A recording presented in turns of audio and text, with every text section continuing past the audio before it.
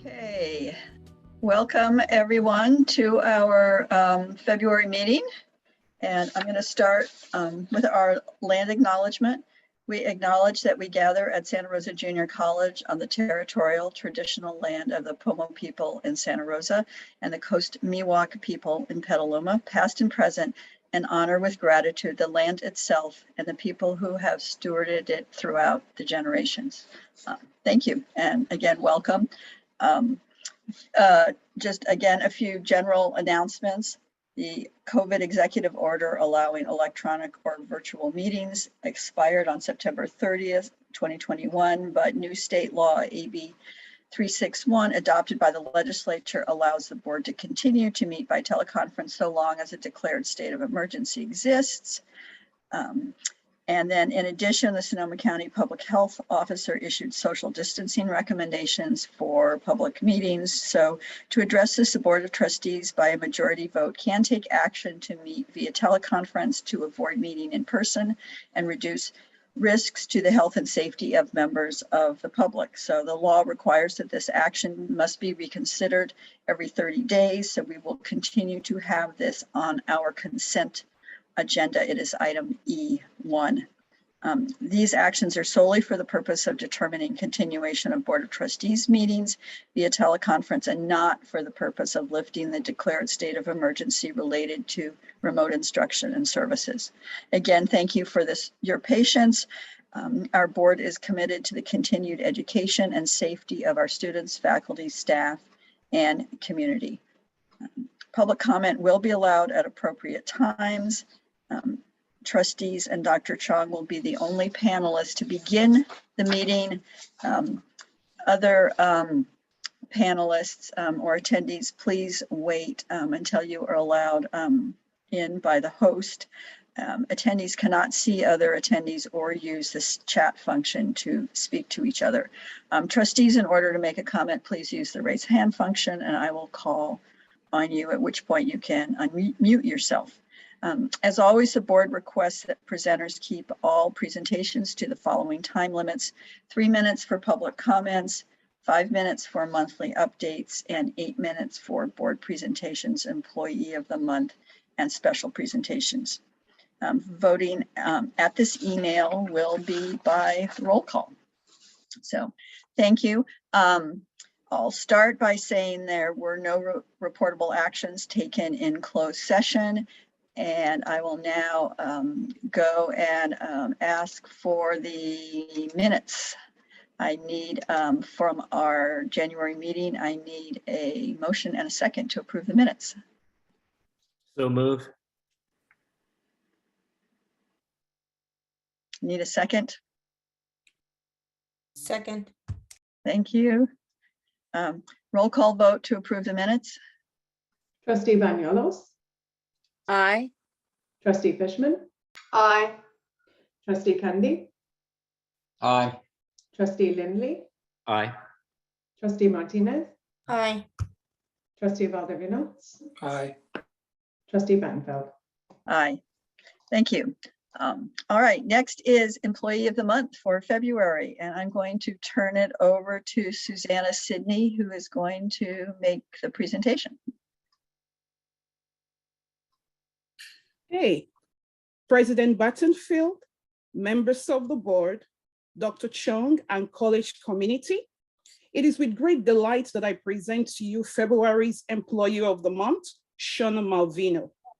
In her role as Human Resources Technician, Shona has made significant contributions to human resources, such as the following examples: assisted in facilitating the first remote new faculty orientation in collaboration with other HR colleagues and faculty development coordinators, participated in supporting logistics for the university outreach events for our college recruitment program, collaborated with HR staff to redesign the HR web pages, providing support to screening and selection committees to ensure the success of online interviews and their recruitments.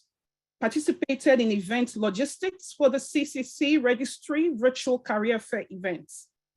Shauna's positive energy, unwavering support and dedication, excitement to improve processes, and willingness to get the job done has earned her the respect of not just human resources, but colleagues throughout the district.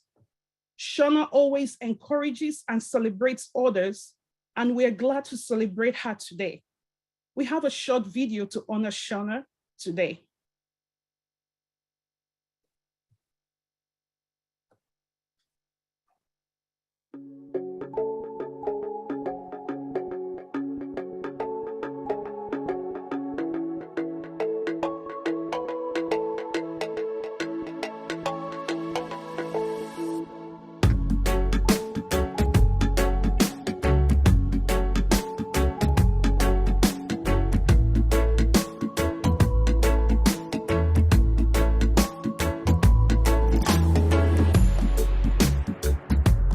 Congratulations, Shauna. Congratulations, Shauna.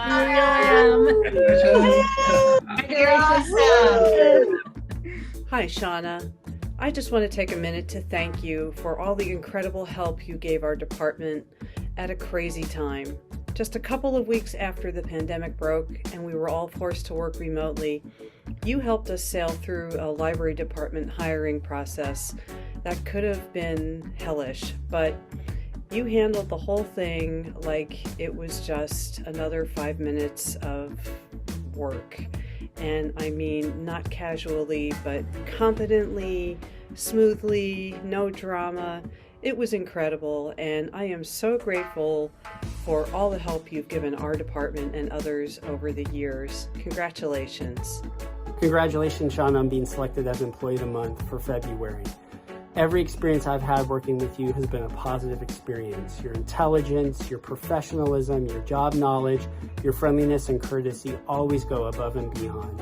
There are staff who selected SRJC as their employer because of their interactions with you during the recruitment process. And that is just an incredible testament to who you are and the value you add and the contributions you've made to this college. So I hope you take this time to pat yourself on the back and accept these kudos and accolades and celebrate yourself, because we're celebrating you, Shauna. Thank you.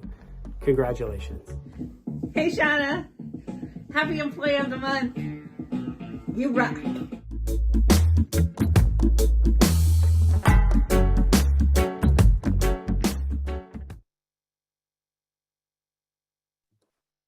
Now I'll turn it over to Shauna to say a few words. Wow, thank you guys so much. Thank you, Susanna, for everyone for that thoughtful and kind speech and that awesome, wonderful video shout out. That was really unexpected. I didn't expect that. So thank you so much. Dear President Battenfeld, members of the board, Dr. Chong, and the SRJC community, I just wanted to really quickly say that I'm so humbled and honored that I've been recognized Employee of the Month. I couldn't do the work I do every day without my wonderful colleagues here at the JC. I just receive an incredible amount of support and encouragement from all of them and everybody I get to work with every day. And I love my job because it's always interesting, it's ever changing, it really keeps me on my toes. I love being an SRJC employee and also an alumni. I just have always felt a connection to the college and I just love being here. And I just look forward to really continuing to serve our students and staff and our community to the best of my ability. And I just want to thank you all so much again for this incredible honor and award. I'm really looking forward to seeing all the bright and positive changes we have coming here at SRJC. So thank you all so much again. Thank you, Shauna. Shauna, you'll be receiving the Employee of the Month plaque, a culinary gift certificate of $30, 2 tickets to any SRT production in the coming season, and a $250 Visa card from Human Resources, so you can purchase what you need most for your wedding or for your house. Congratulations, Shauna. Thank you. Congratulations from the board, and very well deserved. Again, thanks for all you do, and thanks for a great presentation. All right, we're going to now move on to public comments. Just a reminder, there was an opportunity to submit comments electronically by email or by phone call. If anybody wants to make a public comment today, you can just, request to speak. You can also use *9 to raise your hand if you're not able to use the raise hand function. Just a reminder that we ask people to limit their public comment to no more than 3 minutes. And so we now have the open public comment time. This is for items not on the agenda, or and of course, if there are items on the agenda you wish to speak to, there'll be an opportunity for public comment then too. All right, I had 2 people who submitted public comment in advance, and so I'm going to have their public comment played first, starting with Marcella Note. If you want to go ahead and play her comment, please. I'm calling about the Board of Trustees meeting this evening, Tuesday, February 8th. I'm a parent that I want to put some input into the meeting. I'm a parent of a former and a current junior college student. I'm very alarmed by what I believe to be a criminal disrespect for the health and safety of our children. You are forcing our children not only to be injected with experimentally unapproved gene therapy that doesn't stop them from getting this disease or doesn't stop them from spreading it. And it's a disease that has a very high recovery rate and is not even really a problem for their age group.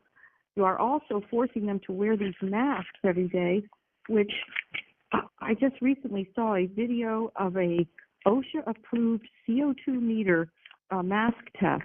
Within seconds, the CO2 level far exceeded 5,000 parts per million, which according to OSHA causes toxicity and oxygen deprivation. There is a great deal of information available to prove these things. You only need to look at the state of Israel as one example. The most highly vaccinated, they have ceased all mandates because their population is the sickest of any of them. What is the excuse for continuing to do this? Is it political? Is it financial? I believe it is criminal. You cannot continue to act in this manner just because someone told you to do it. That does not protect you from liability. Please help us to protect our children. Thank you very much for your attention to this. Please, please, please. My name is Marcella Note. My number is 707-292-1026. Please help us get our children safe, please. Hi there. I'm a member of the public in Sonoma County. I'm a parent with high school students. I attended the Santa Rosa Junior College myself and have friends that are either attending or are currently working for the school. My concern right now is that for this entire school year, as far as I know, the staff and students have been required to take I don't even want to call it what you guys call it. It is not a vaccine, but let's just say a medical procedure, a medical device, which it is actually under the FDA. It is a medical device that is not approved. It is an emergency use authorized device. And my concern is that you are still, after the public has, been replying to you and petitioning to you, the board has not, I don't know that they've even considered having a hearing or an investigation on this matter, and they continue to require this for their staff and students. What you call the mRNA vaccine is a device that is only categorized in the FDA as a medical device, which requires informed consent. You should be having your students and staff sign a consent form that you take responsibility for anything that will happen to them if they take this as a condition of attending their campus, your campus. And further of all, what I'm really upset about is that this is coming down to be a very serious public health scandal that you guys are involved in. And you will be remembered as going along with this atrocious act on the students of our county, and this is going to be very damaging for the school in the future. Have you considered the liability for the potential harms, long-term consequences, or anything that may happen for you creating this medical mandate, this unnecessary medical mandate? There are definitely other solutions you guys should be considering, and I'm not sure how much money you have received for COVID response, but you could probably update your biological or viral filtration systems in the school and cause yourselves a lot less damage, stress, and liability that may be coming down the pipeline, considering everything you're asking human beings to be subjects of an experiment. what else I could say is I am not sending my students to this school for this number one reason. Like I said, I've been in this community long enough to be a student there. I have students that are ready to go into college, and I would have loved to send them to the JC. I think there were a lot of benefits. But this is absolutely, completely a red flag of hard line that I will not cross to subject my kids to an experiment, whether they're 18, 19, 20, 21, into something that is irreversible, that you guys cannot take responsibility for and have no support for those that are currently having adverse reactions to. And I want to know when this is going to be addressed. So I'm going to leave my phone number, 707. I would like a call back. I want to know what the board is doing to address this issue. I want to know what research they've done to determine that the risks versus the benefits of mandating an experimental shot, which I dare say none of you could probably even tell what it is or what it does truly, but that you're trusting someone somewhere who does not have the best interest of ourselves, and we draw the line where our bodies are involved. What is this? I mean, candidly, I would say this is like the Hollywood couch. You can get the job if you get the jab. You can go to school if you let yourself be pricked.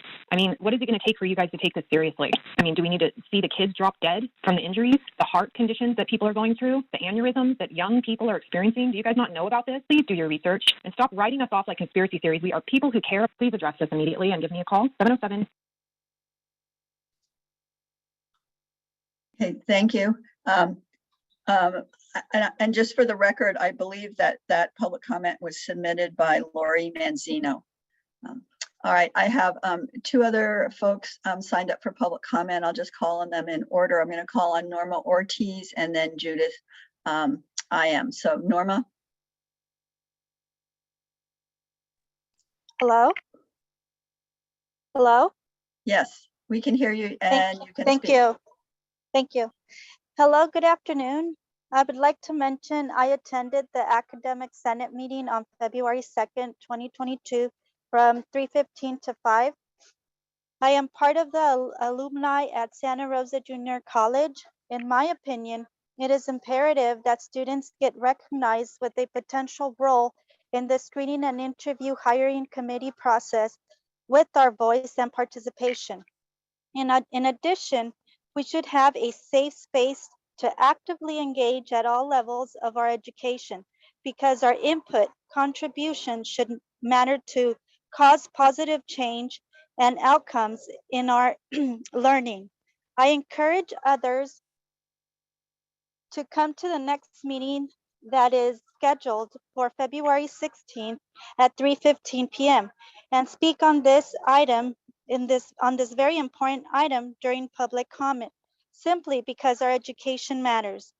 I appreciate all of those in favor and those that in favor and support to make this an extensive, collaborative, inclusive to all participants, and the reason we are all here for us students and our education.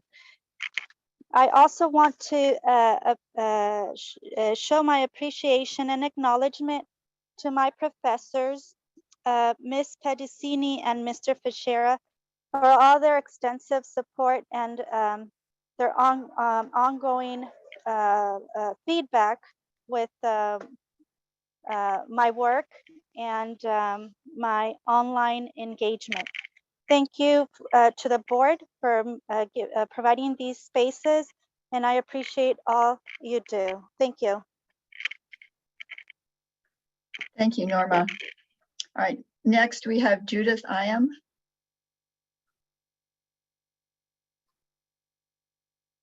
Judith, you can unmute yourself and speak. Okay, hear me? Yes. Thank you. I taught at the Santa Rosa Junior College for 13 years in the special ed department, as well as community services. And I am beyond appalled to think that people who are in an academic community and have the intellectual wherewithal to inform themselves about what's going on are 2 years into this fiasco, which is corrupt from every single angle.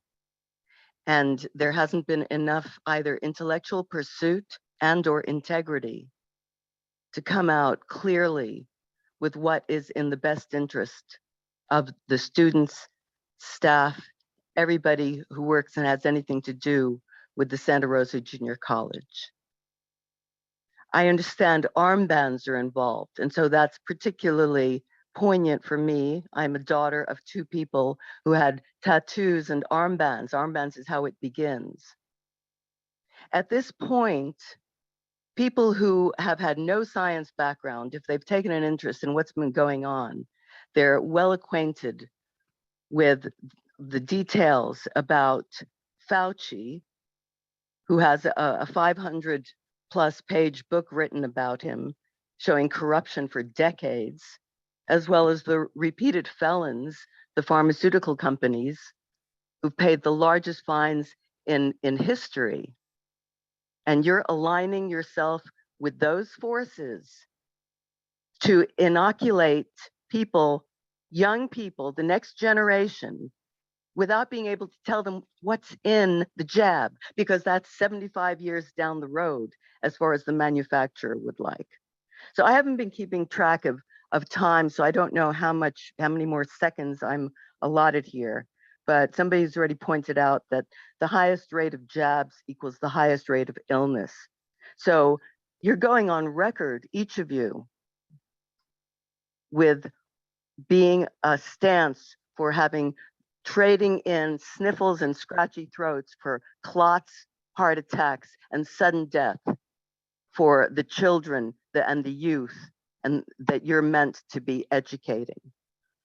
I hope you wake up today, not even tomorrow, but today, and have a special session to reconsider what you're doing and to come out at long last for their health and well-being. Thank you very much. Thank you. All right, I don't see any other public comment, so I'm going to close the general public comment and move on to the next agenda item, which is public hearing presentation on the district's initial contract proposals for reopeners for 22-23 with SEIU Local 1021. Do we have, this is a public hearing, so is there anybody who wishes to speak? All right, I'm going to close the public hearing then and move on to item 6, public hearing presentation of SEIU Local 1021's initial contract proposals for reopeners for 22-23 with the district classified unit. Again, is there anybody who wishes to comment on the public hearing? All right, I'm going to close that public hearing and then move on to item number 7. This is our last redistrict meeting around redistricting, and just how it's going to work is we're going to have a presentation by Elizabeth Stitt from Redistricting Partners. I am then going to ask one of the trustees to make a motion for resolution 4-22 with the preferred map. And then we'll have public comment and have board questions before we vote on the resolution. Trustee Kunde, did you have a question you want to ask before the presentation? Yes, can we move that to an action item?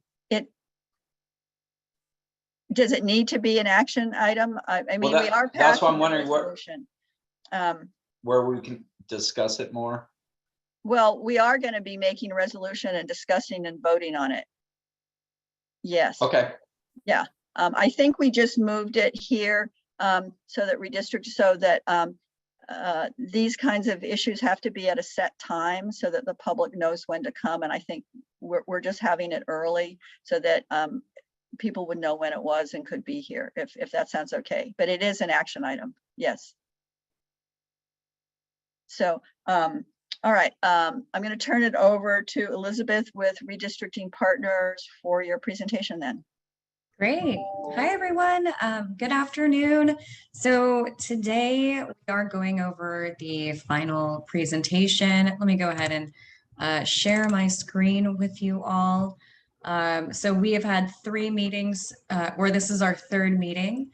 Let me go to the next slide. We're just going to do a quick recap of the traditional districting principles that we use during the process is going to look very familiar for you. The current map, we are in a very unique situation where we're already half districted. We just needed to add 3, 4, and 5 in there. And then we'll get into draft maps A and B, and then the suggested sequencing and the public hearing schedule. So just as a reminder for folks and those who are tuning in for the first time on this districting process, these are the criteria that we use to guide the districting process. Each district has to be relatively equal in size. We are looking at the US Census population, not just citizens and not just voters, but everyone is counted. Contiguous, each district has to be one whole piece. So we're not jumping and skipping over lines. Next, we try to maintain communities of interest as much as possible. And then we want to follow city, county, local government lines when practicable, and then keep districts compact. So we are trying to avoid those funny looking shapes.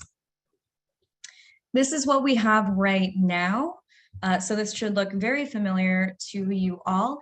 And the main part we are focusing on is the 3, 4, and 5 to get those districted as well. This is the total population compared to 2010. So we are looking at a 1.2% total growth. So that takes us to draft map A and draft map B. We were prioritizing following traditional redistricting principles and then uniting Roseland neighborhood in Santa Rosa. And of course, minimal change. The board expressed that the districts were already very well representative of communities of interest. So those were what we based the maps off of. Draft map A and draft map B really differ on how 3, 4, and 5 are split up. So here you're going to see all of Rohnert Park is together and all of the Roseland area neighborhood is kept together. Here is the map with the current lines. So you can see we did have to make some shifts with the current lines as well in order to balance the population. And then here we are looking at the city level. You can see that again, Rohnert Park is kept together here, unlike map B. And then here is the quick breakdown of 3, 4, and 5.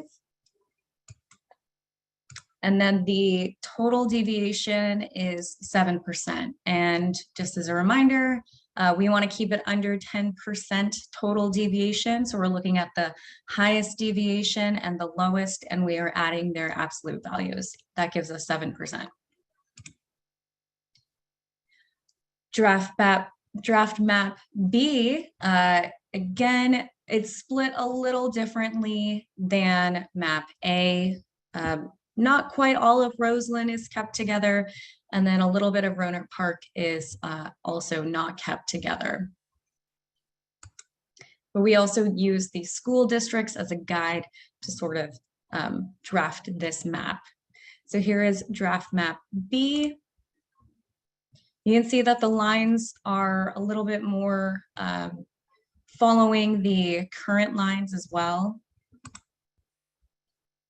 And then here it is with the cities. And then area 3, 4, and 5. And if you guys want, I can definitely pull up the two maps and compare them like we did last time if needed. But you can see some of the major differences between A and B is this split right here. It follows the highway here versus A that follows the highway here in addition to here. Total deviation is a little bit higher. So compared to 7%, this is 8.5, still within the realm of possibility. And then of course we have sequencing. So in addition to selecting a map, you will be selecting your sequencing. So that essentially means when will the districts be up for election? So I spoke with staff, and this is what we came up with as the proposed sequencing. So trustee area 1, 2, 5, and 7 to be up in 2022, and then trustee areas 3, 4, and 6 to be up in 2024. And of course, this is the last hearing. So we did have a 5 hearing structure to make sure that we districted totally. So we went through the process, data, and communities of interest, and got into draft maps, and that is what led us here today. So I am happy to take any questions, show comparative maps if needed, so you can see them side by side. But with that, I will kick it back over to the president. Great, thank you.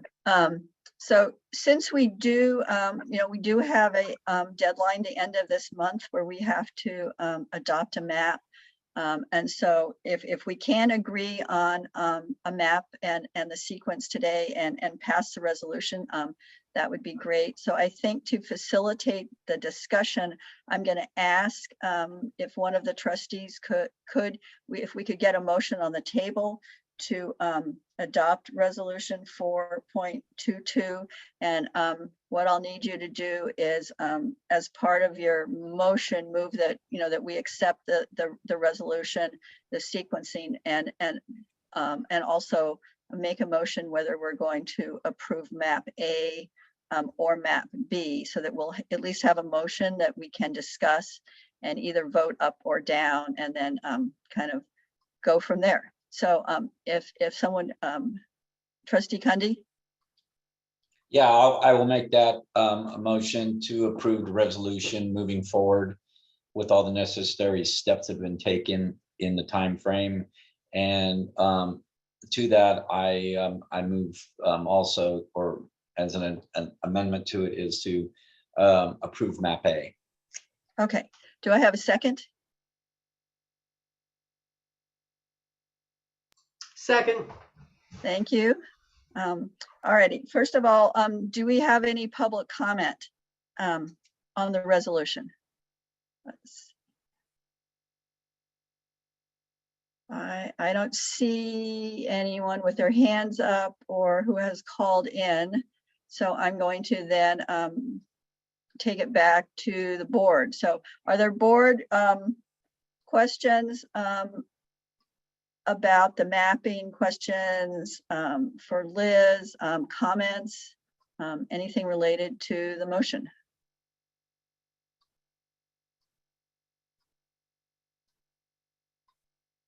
I just want to make sure nobody has their hand up. I don't see. I'll say something. Okay, Caroline. Yeah, I apologize. That's okay. Thank you, President Battenfeld. I just wanted to comment, really. I don't really have any questions, and just wanted to say in looking at these maps really closely, I found myself also in favor of map A. I thought the numbers looked really good when you start digging down into the different demographics. I like that it fully includes Roseland much more than map B. So I just wanted to speak in favor of map A. Thank you. Anybody else? Any other trustee comments, questions? Trustee Fishman? Yeah, I would just reiterate that. I'm a little surprised there's not more conversation from the public on this a little bit, but maybe that's because they're good maps. And I support and I prefer map A as well, mostly for Roseland being kept together. And I also noticed in our second district why it didn't change much. It's sort of a funny area, and I think map A serves District two as the best two with their school districts, the way they're divided. And so I took a close look at that, but map A is my preference as well. Thank you. Anybody else? Trustee Cundy? Yeah, I want to concur with Trustee Fishman. It is very surprising to me that we haven't had more input from the community, because this was such a red hot topic that we had to deal with going back 5-6 years ago, and all the meetings and all the everything that we went through, and how when we come to do it, not a single comment. It's truthfully a little disappointing to me. Just from my 2 cents worth. When we went through so much effort and input from the community, and when it's come time to fruition, not a word. So surprising. Thanks. Anybody else? Other trustees? You don't need to be disappointed, Trustee Cundy, because we actually did what the community wanted and asked for, which is to separate 3, 4, and 5 into 3 distinct districts. And we were, I would just say we did a good job. I want to congratulate redistricting partners for listening to us, for making sure we didn't gerrymander the maps. I really want to commend Trustee Benuelos and Trustee Martinez, who are going to be in the same district as a result. It's really unusual that people aren't fighting to try to gerrymander the map so that they could be in separate districts. So I think it speaks to their high level of ethics. And so I wouldn't be disappointed. I think when things go right, we should be elated. And I'm elated this is behind us. And when you look at what's happening in other municipalities with the county and with cities, we're doing it right. And the districts work. They're giving people the representation that they want. So I would just say celebrate this rather than want more people to come and tell us what we're doing wrong. Sometimes it's good to say we're doing it right by silence. And I also want to put out, I have had some communications with the League of Women Voters, who was one of the public interest groups that supported years ago breaking up 3, 4, and 5, and they are aware of what we're doing and in support of it. So yeah, I think it is something that's it's taken a while to wait until the census to, but I think it's good.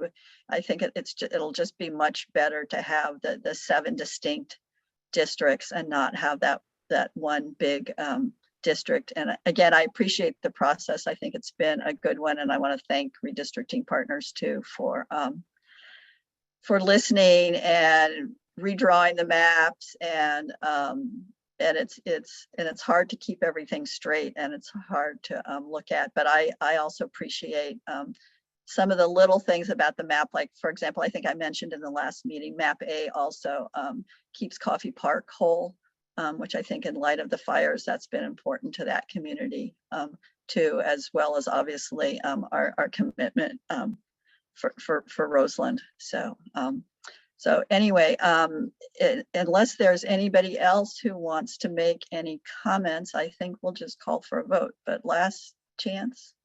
All right, so let's have a roll call vote. And again, what we are doing is we'll be approving resolution 4-22, approving map A for the election of trustees, and establishing the sequencing. Does anybody need me to everybody saw from the slide what that was? So okay, so we're ready to vote.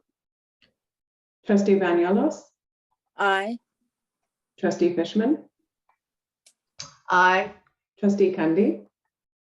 Aye. Trustee Lindley? Aye. Trustee Martinez? Aye. Trustee Valdovinos?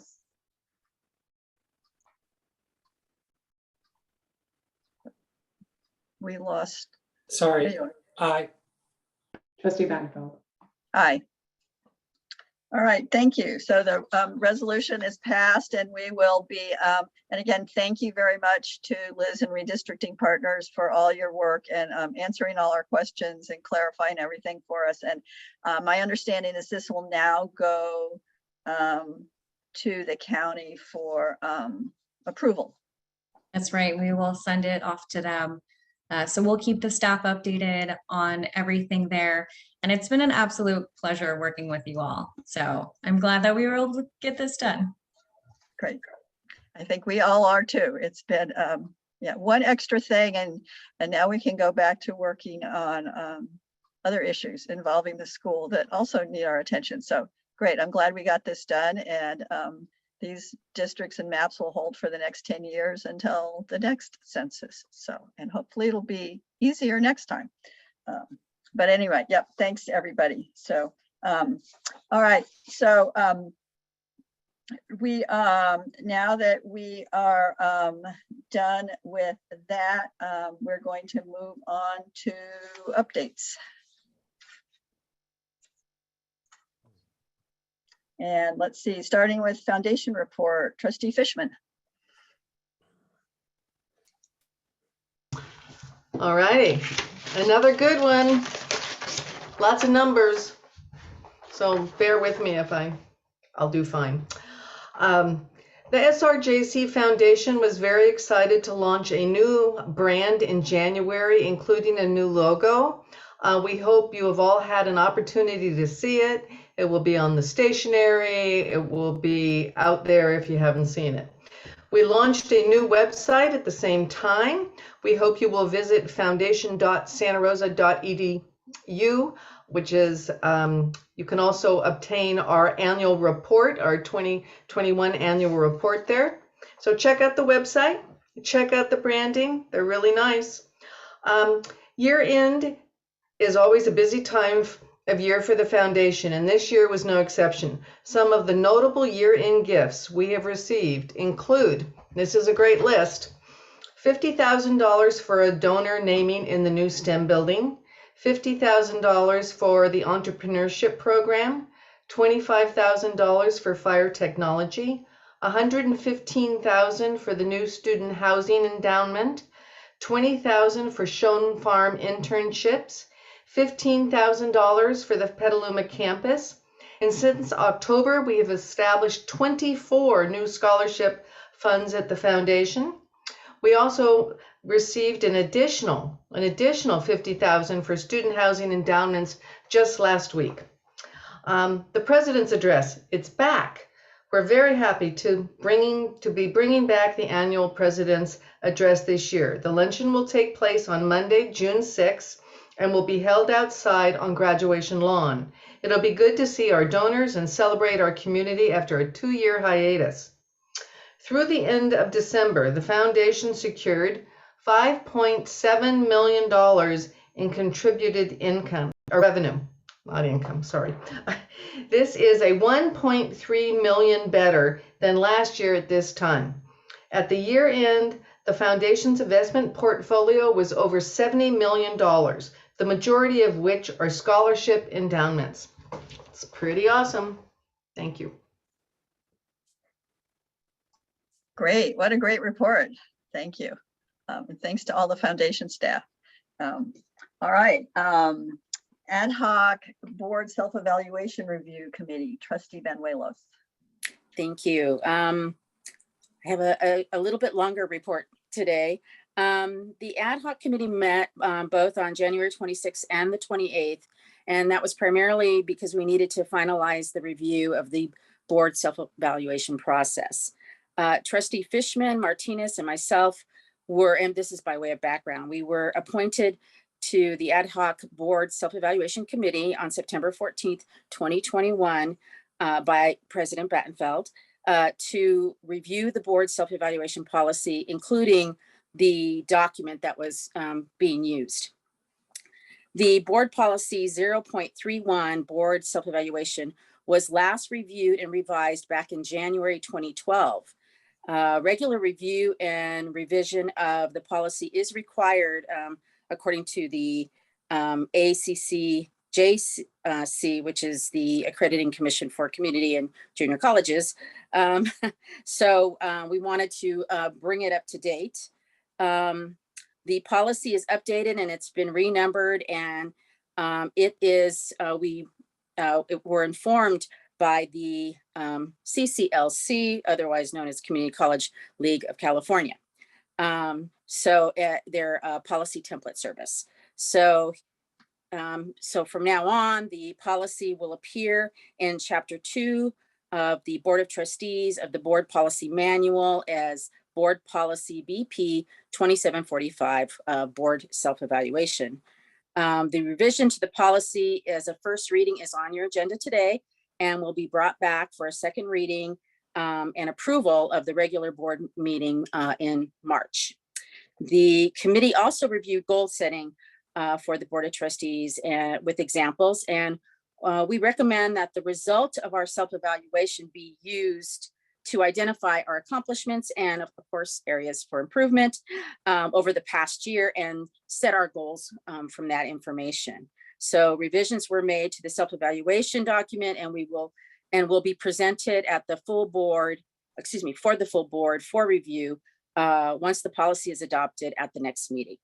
And the ad hoc committee therefore has completed its work around the self-evaluation. And however, we will continue to meet to review the board policy on decorum and speakers. And I just want to thank Trustee Fishman and Trustee Martinez for all their excellent work on this. And also, of course, Zara for assisting us and helping us and keeping us on task. It's been a really good committee, and everyone has worked really well together, and it's very much appreciated. So that concludes my report. Thank you very much. And I'm amazed. I said when I appointed the committee, could you please bring something back by February? And you did. So thank you very much for even keeping to the timeline. That's great. That was thanks to Zara. Thank you. It's nice to have that done before accreditation too. All right, college president report, Dr. Chong. Thank you, President Battenfeld. Last weekend, I was able to attend the League Legislative Summit in Sacramento. I had a chance to spend some time with our new trustee, Michael Valdez-Vino. I'm very excited about the contributions he's going to make. I also had a chance to meet with Assembly Member Jim Wood to advocate for funding for our student housing project and the SRJC budget. Assemblyman Wood has always been very, very supportive of SRJC. Also had a chance to meet with Senator Bill Stodd and his staff to advocate for funding for the student housing project and budgetary concerns that we have. I want to thank Trustee Fishman and Battenfeld for joining me on that call. I also had a chance to meet with the new president of the Association of Community College Trustees, Ji Hang Lee, an old friend of mine who just got appointed there, and he's kind of filling me on national funding priorities and his work with the new administration. And just so you know, SRJC is a buzz amongst all trustees and the CEOs up there because of the student housing project. When you put $300 million into student housing, all of a sudden you become popular. And how do you do it? How do we do it? So I told him we haven't done it yet, but we're working on it. And so it's kind of nice to be a leader and also be seen in a real positive light for the college. I also served on the State Chancellor's Office panel, DEI panel. I want to thank SRJC folks for jumping on board. I served on a panel with community college leaders, women of color. I was the only male there, but that was fun. And it was co-sponsored by the State Academic Senate. Jane, Kate, and I met with Ron Gearhart and his assistant, Nan, who from Chabot Las Positas. Ron is going to be the chair of our visiting team for accreditation. Ron was very complimentary of our self-studied and referred to it as a best practice. So really kudos to Jane Saldana-Talley, who wrote that report with the help of others. So I think we're off to a good start. They're looking forward to coming to visit with us, and we'll be informing the board what role you will have if they choose to want to interview board members. And last but not least, I have mixed feelings. I know in the next few days, we're going to be sending out an announcement for announcing that Jane Saldana-Talley, our Vice President of Academic Affairs, is going to retire at the end of July 2022. Just want to thank Jane for her dedicated service to SRJC, and she's been sort of what I call the rock during very difficult times and challenging times. Jane stepped up and really provided the stability, the integrity, the work ethic, really modeling that behavior of what an academic leader should look like. So I'm certainly going to miss her. I think we all are. But I think she deserves a retirement, and I wish her the best. I will be beginning to initiate a national search to replace Jane, and ideas for her to overlap with her replacement to ensure a smooth transition. And I'll be informing the board and the college community as I seek out members to fill that committee.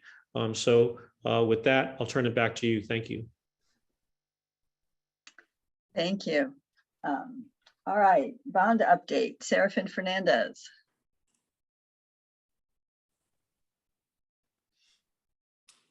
Good evening, President Badenfeld, members of the board, President Chong, and esteemed SRJC community. I have another quick update for you on our capital projects and also Measure H projects. At Schoen Farm, we continue to work on the ag portables. We are continuing with interior and exterior work, and we're looking to complete the project in about another 2 months. The Schoen Farm barn upgrades, we have completed the new roof, installation of the new roof on the barn, and so on today's agenda, you do have the notice of completion for you to approve. At the produce processing facility, PG&E successfully cut over power to the new facility on January 21st. At the Public Safety Training Center, we are continuing with the design. The user group met with the architect earlier this month, and we're looking to submit to DSA in about 2 months. At the Santa Rosa campus, the Garcia Hall renovation, we are continuing with interior wall framing. We should be installing insulation later this month. Part of the CARES Act support, the outdoor Wi-Fi project has completed the mock-ups. They have installed one at the Santa Rosa campus on Annalee Village. They started installation of these at the Public Safety Training Center. These devices will offer better Wi-Fi coverage and reception to our students and staff in the exterior areas of our campuses. At the Central Plant project, all equipment has been started up and producing hot and chilled water. Currently, we are working on finishing the site work for asphalt to open up the parking lot later this month. By the end of the month, the plant will begin to be commissioned to verify that the smart controls are working and operational, and we will track the plant usage for a year to validate that it's working properly. The microgrid project, all the batteries have been 100% commissioned. 190 of 200 tests have been completed to validate that the system is working properly. 10 tests are left to be done, and those will be scheduled throughout the semester. We finished installing all microgrid assets and now trending data to validate that the system is going to work. David Liebman, our sustainability manager, has been receiving invitations to present the project at conferences. He will begin to take the project on the road and has a couple of presentations already scheduled for this summer. A new project that David is working on is the Automated Demand Response Programming, or ADR. This project is working in tandem with the facility upgrades across the district. The project will centralize controls to allow facilities to have greater control and operation, mainly for 3 events. During a fire event or bad air quality day, TechOps can simply go on the computer, shut down all outside air intake to not allow bad air to bring in smoke into the buildings. Also, they will be able to remotely purge all buildings with fresh outside air and remove stale inside air before classes start. This is strategic, especially during COVID-19 operations. And thirdly, TechOps will have better flexibility in heating and cooling our buildings, especially on hot or cold days. On the GAD project for the play fields, all sidewalks, fields, and landscaping is complete. And teams are actually practicing and playing on these fields. At the field house, the panel installation is almost complete. We're primarily working on the interior of the building and have scheduled to start installing the HVAC equipment on the roof later this month. The outdoor pool started placing concrete at the pool deck last week. The scoreboard posts have been installed and fence posts around the pool have also been installed. The Langley Center for STEM Education continues with welding and bolt up, installing the metal decking, and we're looking to start pouring concrete on that metal deck towards the middle of next month. The foundation new office building broke ground this month. They are doing, they're completing the site clearing and grubbing of the site, and the contractor will complete mobilization and start work on the foundation later this month. We have 10 items on the consent agenda for you to approve. This evening, like I mentioned, we have a couple of notice of completions, one for the facilities and operations building, roof repair at the Santa Rosa campus, and the barn at Schoen Farm. The Langley Center for STEM Education project, we have change order number 2 for Lathrop Construction. This will take our total change orders to 1.5%.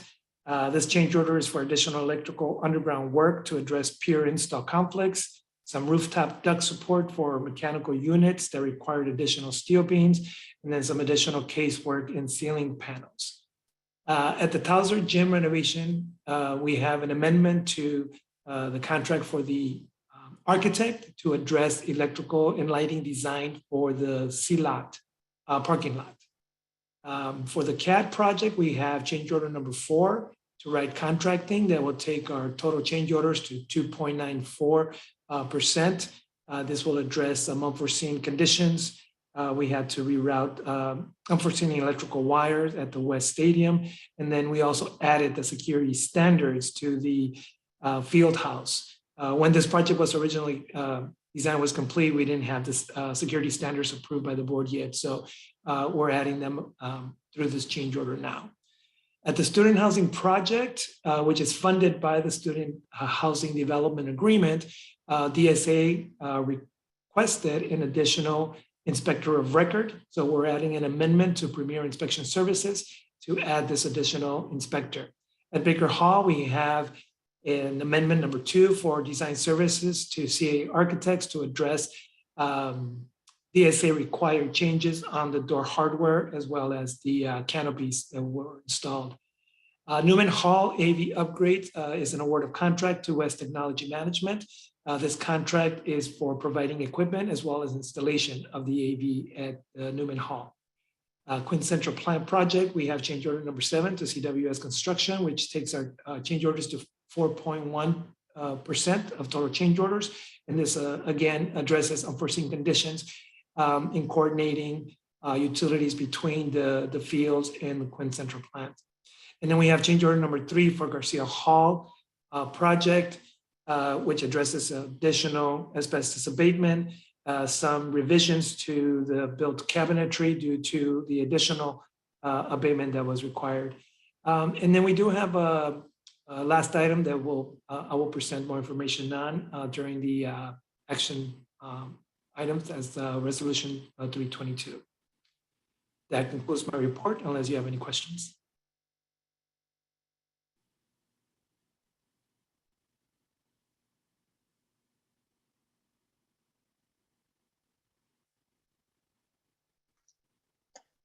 All right, I don't see any questions, so thank you very much. All right, now we have a monthly site update, and this month it is the Southwest Center. So Hector Delgado is going to do the presentation.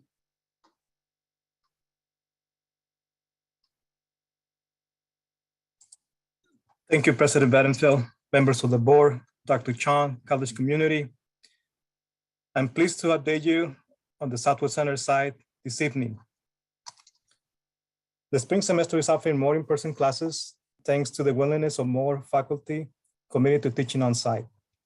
It is great to see 26 sections from adult education and non-credit ESL. Our community is asking for more in-person classes. It is demonstrated by the number of students enrolled and community members coming to the center to inquire about these courses. We welcome 352 students, and as the semester continues, enrollment will continue to increase with mid-semester courses. The Southwest Center continues to support remote instruction. Since early January, we have been helping over 100 students remotely through phone calls. We had planned to provide in-person services, but they were postponed as the rest of the district to prevent COVID infections. We will be ready to offer in-person services when it's ready to do so.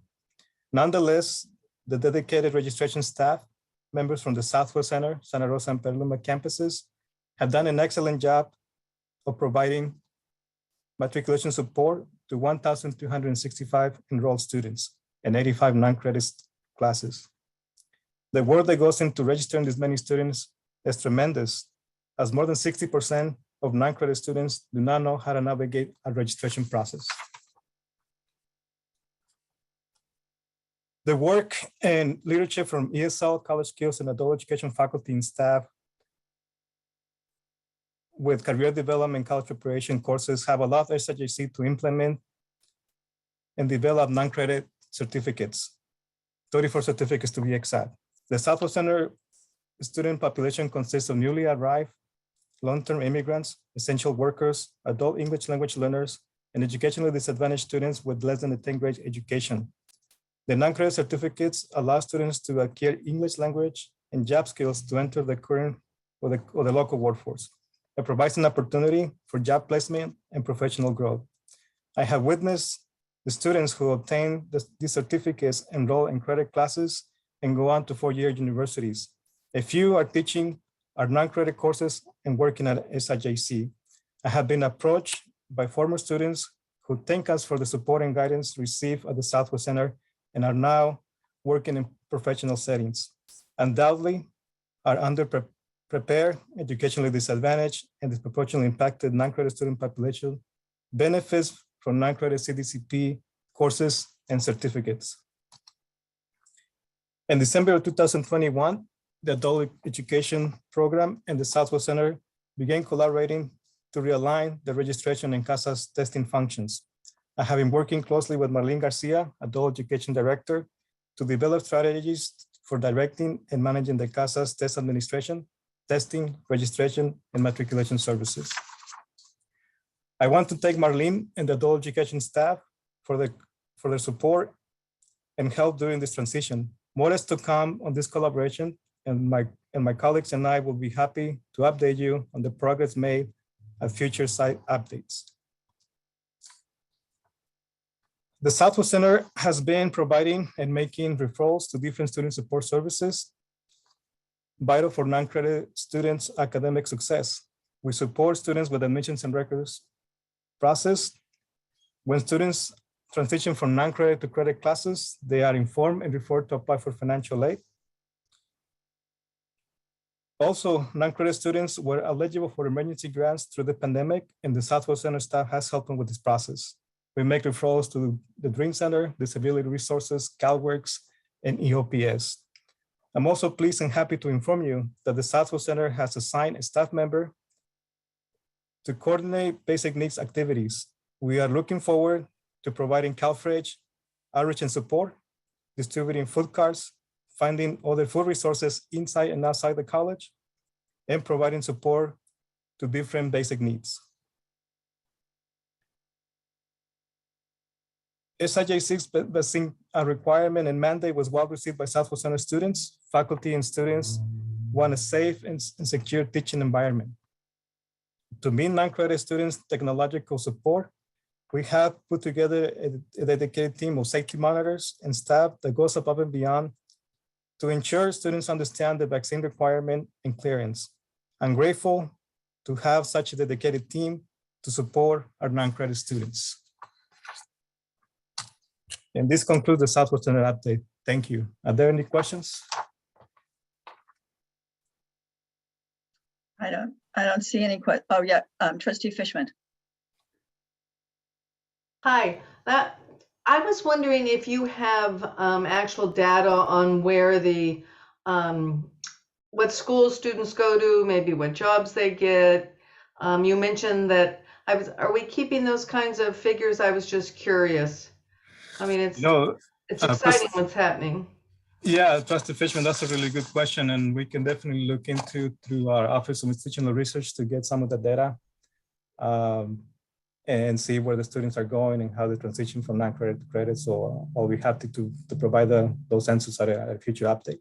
Yeah. Do you have any kind of sense about how many go on to the JC and do go to the JC and for a couple years afterwards, or we don't know? I was just it's hard to tell how many go, but there's definitely students who transition from non-credit to credit based on that's the question. Anecdotal interactions I have with students. For example, the keynote speaker for one of the Latinx graduations happened to be a student who started here at the Southwest Center and now is in the nursing program. It's one example of one student, but it's definitely more students that have gone through this process that have approached me. And obviously, I'm not telling those numbers, but it'd be great to see those numbers too, so we can give you an answer to that. Yeah. Okay. I was just curious. Thank you. Thank you. Yeah, thank you. And thanks for that update. Thank you. All right. Thanks. All right. Normally at this time, we would have a report from our student trustee. Unfortunately, Anitra McCartney, our student trustee on the board, has resigned. And I want to thank her for her participation. It's really been great. She's really given some valuable input and insights and advocated on behalf of students. So I want to thank her for that. And we will miss her. SGA is in the process of appointing a student to fill the remainder of her term. So hopefully we will have a new student trustee representative at the March meeting. All right, so board member comments. Do we have general comments from any of the board members? See, I see Trustee Fishman. Yeah, I have a couple things. It hasn't been mentioned, and I just want to give a shout out. I know the town hall for the strategic plan was sent out to everyone for February 11th from 9 to noon, and I just want to reinforce that because I think it's important that if possible, that you participate and come listen. So that's the shout out.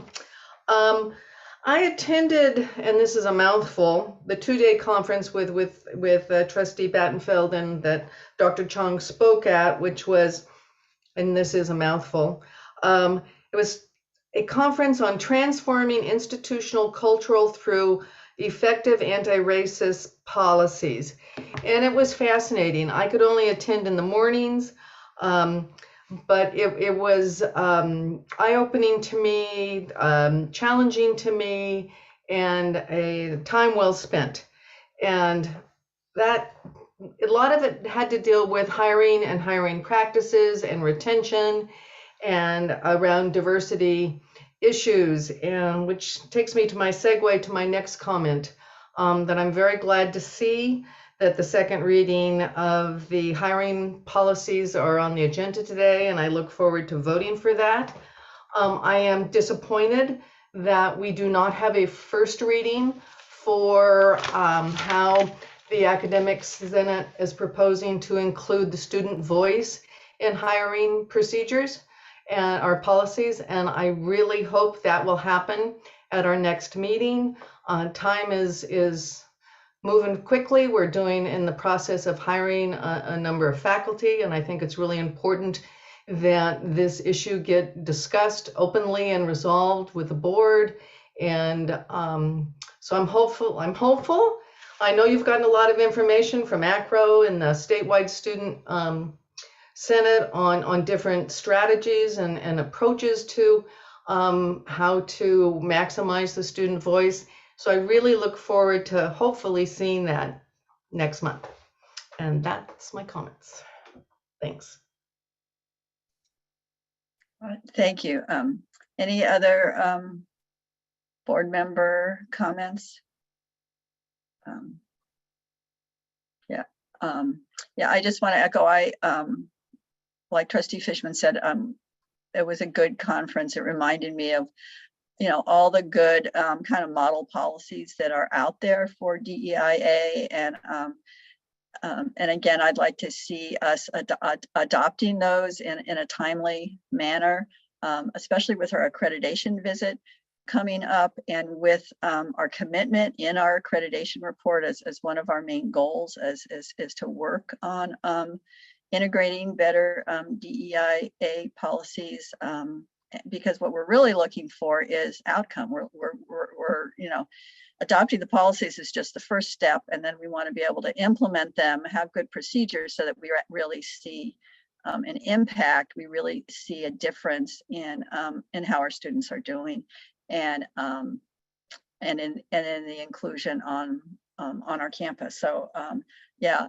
I attended I sat in on the last Academic Senate meeting, and I was pleased that they did vote on a general agreement, that they are in agreement that their procedures will include some form of student participation in the hiring process.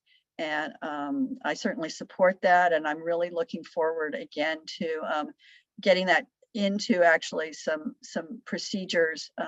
And again, as speaking for the rest of the board, I know that we would like to see that as soon as possible, so that we can get to a first reading and look at it and approve it. So thank you. All right, any other board member comments? Okay, we're going to move on to reports then, starting with the Academic Senate. Julie Thompson. Okay, thank you. Okay. Board President Battenfeld, trustees, Dr. Chong, and college community. The Academic Senate is busy, but as much of our time is being devoted to revision of the faculty hiring procedure, which I've reported on once or twice before, or many more times than that.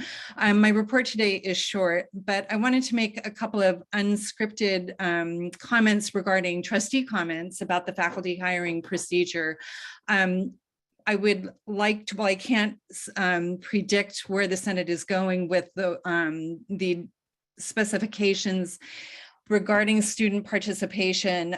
What I am hearing in the Senate amongst almost all of the senators is very strong support for robust and meaningful student participation.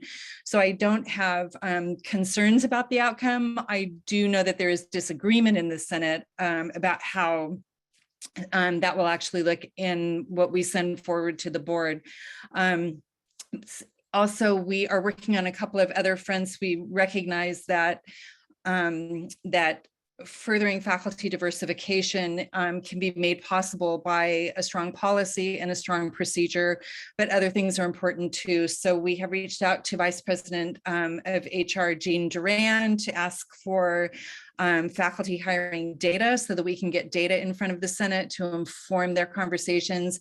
And also our professional development coordinators are working on some professional learning opportunities for faculty members serving on screening and interviewing committees. So there's a lot of work going on, and I would just like to reassure the board that we are taking this seriously and giving it the attention that it deserves. The most recent progress on the hiring procedures, as has been stated already, pertains to student participation, and that is now a shall in the draft. Hiring committees shall include student participation. Senators have, in discussions, have discussed many different ways in which past hiring committees have incorporated student participation. And at an upcoming Senate meeting, we'll take up the question of what required student participation might look like going forward.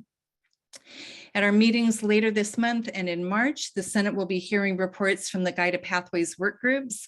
As a reminder, the work groups are focused on 5 projects. 1, a redesign of the website to support the students' use of the web pages they need to succeed. 2, creating clear program maps for students. 3rd, integrating and making more accessible the numerous academic supports that are available to students across the college. Fourth, integrating the many existing first-year experience type programs that the college offers, and also facilitating our students access to those programs. And the fifth one is writing course outlines of record for first-year experience courses that mindfully facilitate students' development for college work, while also employing an interdisciplinary approach to exploring an important and timely course theme such as citizenship and democracy or sustainability. Please consider sitting in on our Senate meetings so that you can hear these and other important reports. On Friday, the Senate will meet for its spring retreat. Each semester, we set aside 5 hours for discussion, no action, devoting much more time to a handful of important topics than we can normally provide during our regular Senate meetings. In addition to a couple of housekeeping sessions on Senate business. We're also going to be spending time talking about equity priorities for the Senate's upcoming work, online learning, the new faculty learning program for year one tenure track faculty members, and a special training session with representatives from the statewide Senate on ethnic studies and how ethnic studies and minimum qualifications and equivalency all work together. All are welcome to attend our Senate retreats. I'd also like to thank the Senate and the Executive Committee. The work that we do is made possible by a team of 26 senators and an Executive Committee of 8. All of these people devote many more hours beyond their contractual obligation for service to the college. I thank all of them for their time and their work, and especially for the integrity and the courage that they bring to that work. Senators are sometimes far apart in our discussions, and yet the body is able to respect and make space for difference as we work toward decisions in support of our students. Thank you for your time. Thank you. All right, the next report is from the Classified Senate, Debbie Weatherly. Good afternoon, President Battenfield, Board of Trustees, Dr. Chong, and our colleagues. First of all, I apologize for just being on audio and not video, but I can assure you I look divine. So rest assured that I'm here. Congratulations to Shauna Malavino as Employee of the Month. It's a wonderful thing to recognize the hardworking classified professionals for their contribution to our district. This is such a well-deserved award. I've been working hard on behalf of Classified Senate with my other colleagues on College Council. We held a 5-hour retreat on Zoom, which is no easy feat, to begin collaboration on committee review and our shared governance process. We are slowly making progress and hope for a more streamlined process and no redundancy, along with clarification of our roles. I am happy to report that the application for Caring Campus has been revived, thanks to our Vice Presidents Pedro Avila, along with Kate Jolly, who are spearheading the push forward with a hopeful starting date in spring of 23. Our desire is to be back on campus full-time to implement and make it the most effective with the Caring Campus program. You will be hearing more on this later. PDA is this Thursday, and Classified Senate is doing a workshop entitled, "If You Are Not at the Table, You Are on the Menu." Our desire is to clarify the importance of our Classified Senate and our participation in matters that do have a significant impact on classified professionals. Classified Senate will be giving out a small gift certificate to all of our classified professionals for a cup of coffee on us from one of our local coffee shops in appreciation for all that they do. They should be looking for that coming soon. Kathy Matthews has stepped into the role to be our area representative for the statewide California Community Colleges Classified Senates, 4CS. She will be attending our Classified Leadership Institute, which is held in June at the Riverside Convention Center. And she will also attend the future board meetings for 4CS. Now, on a more serious note, Classified Senate would like to offer our deepest condolences to Jason Escher's family. He will be greatly missed by all who knew him. And that concludes my report. Thank you. Thank you, Debbie. All right, next we have Student Government Assembly report with Delashay, Cremona, Benson.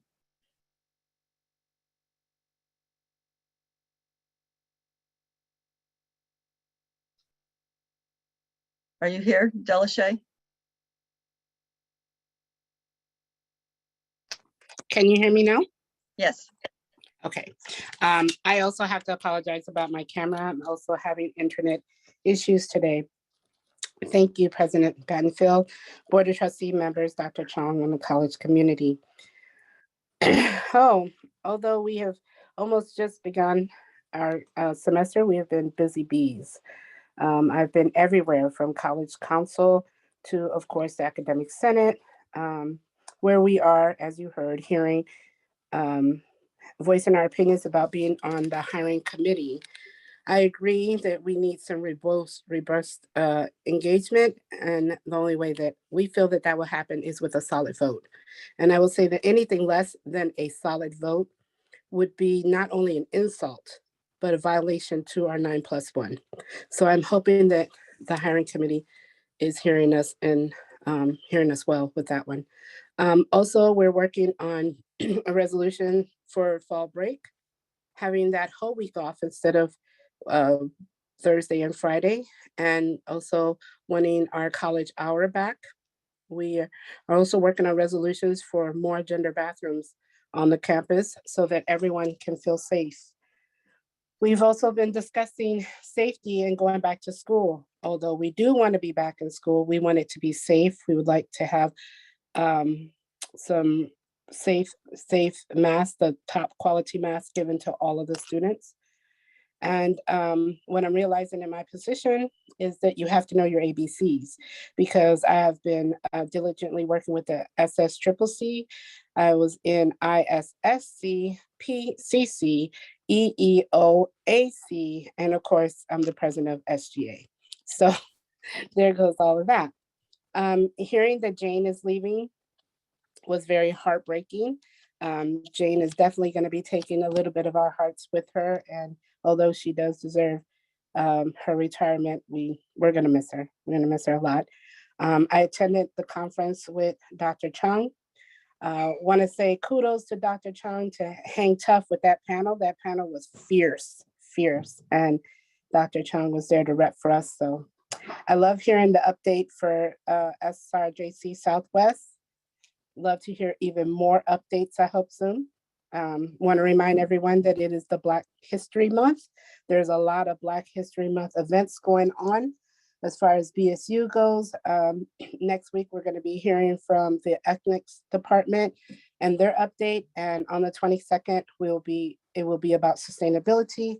But the most important too will be on the 28th, where we are going to have all the presidents from all the Black organizations come and be on a panel and speak about Black love, Black history, Black culture, and Black health in Sonoma County. Today we had the Spill the Tea, where we got to hear from Black students and their experiences as a student at SRJC. It was pretty deep. I want to thank Nancy Persons for coming to SGA, Sarah, Wiley, and Sandy, just always having your support for our SGA. We invite all board members, all community members to come to SGA. I think together, working side by side is how we make changes. We have an incredible group, and it's all due to Pedro, Robert, Genevieve, all the officers working together with our assembly members, and of course, your student body president. All of us would be nothing without Zach. And I just really have to mention that in every meeting, because I really need for SRJC to understand that that position is so important. Zach is the rock. And with that, that concludes my report. Thank you, Chair. Thank you very much. All right, AFA, All Faculty Association, Sean Martin. Yes, President Battenfeld, trustees, President Chong, colleagues, and other members of the community.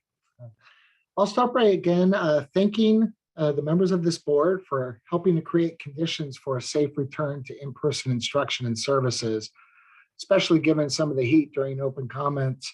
The vaccine and testing mandate provides a foundation for sensible safety conditions needed to expand in-person services for our community. Relevant expert consensus seems to be that COVID will remain part of our lives and college operations for the foreseeable future, And so the AFA leadership wishes to express our support for continuation of the mandate beyond the end of the emergency conditions in which it was initiated.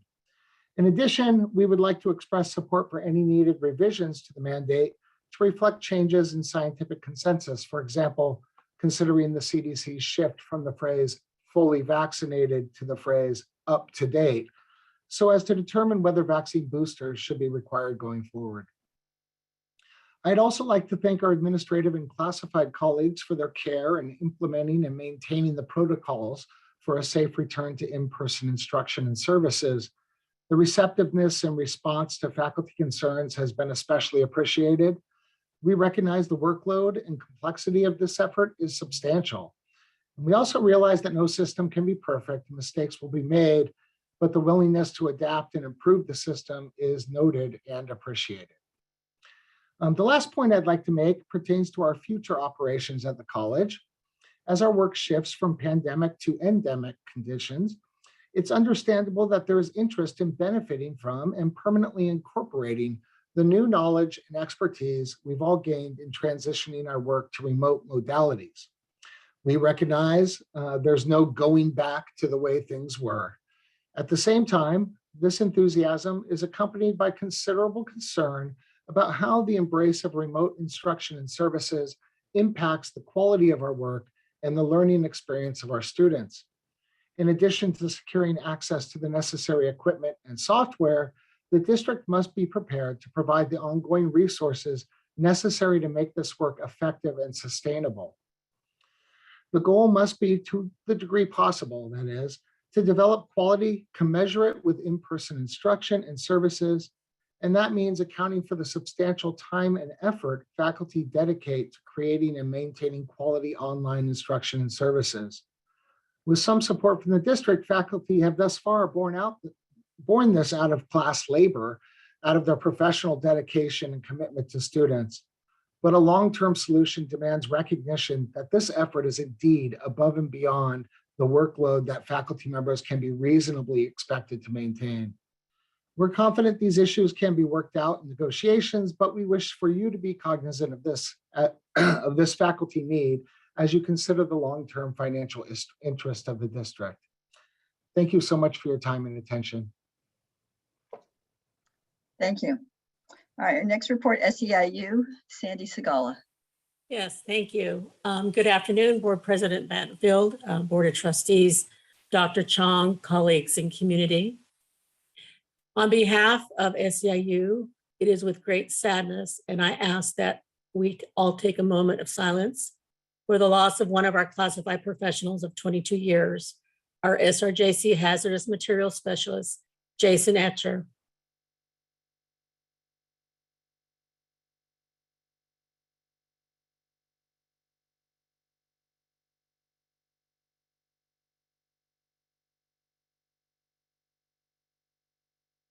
Thank you so much.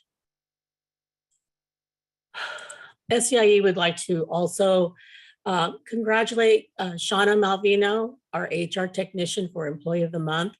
A great recognition, Shauna, to all the work that you've done and you do for all of the district. You're very well deserving, and just wanted to send our congratulations also on behalf of SEIU.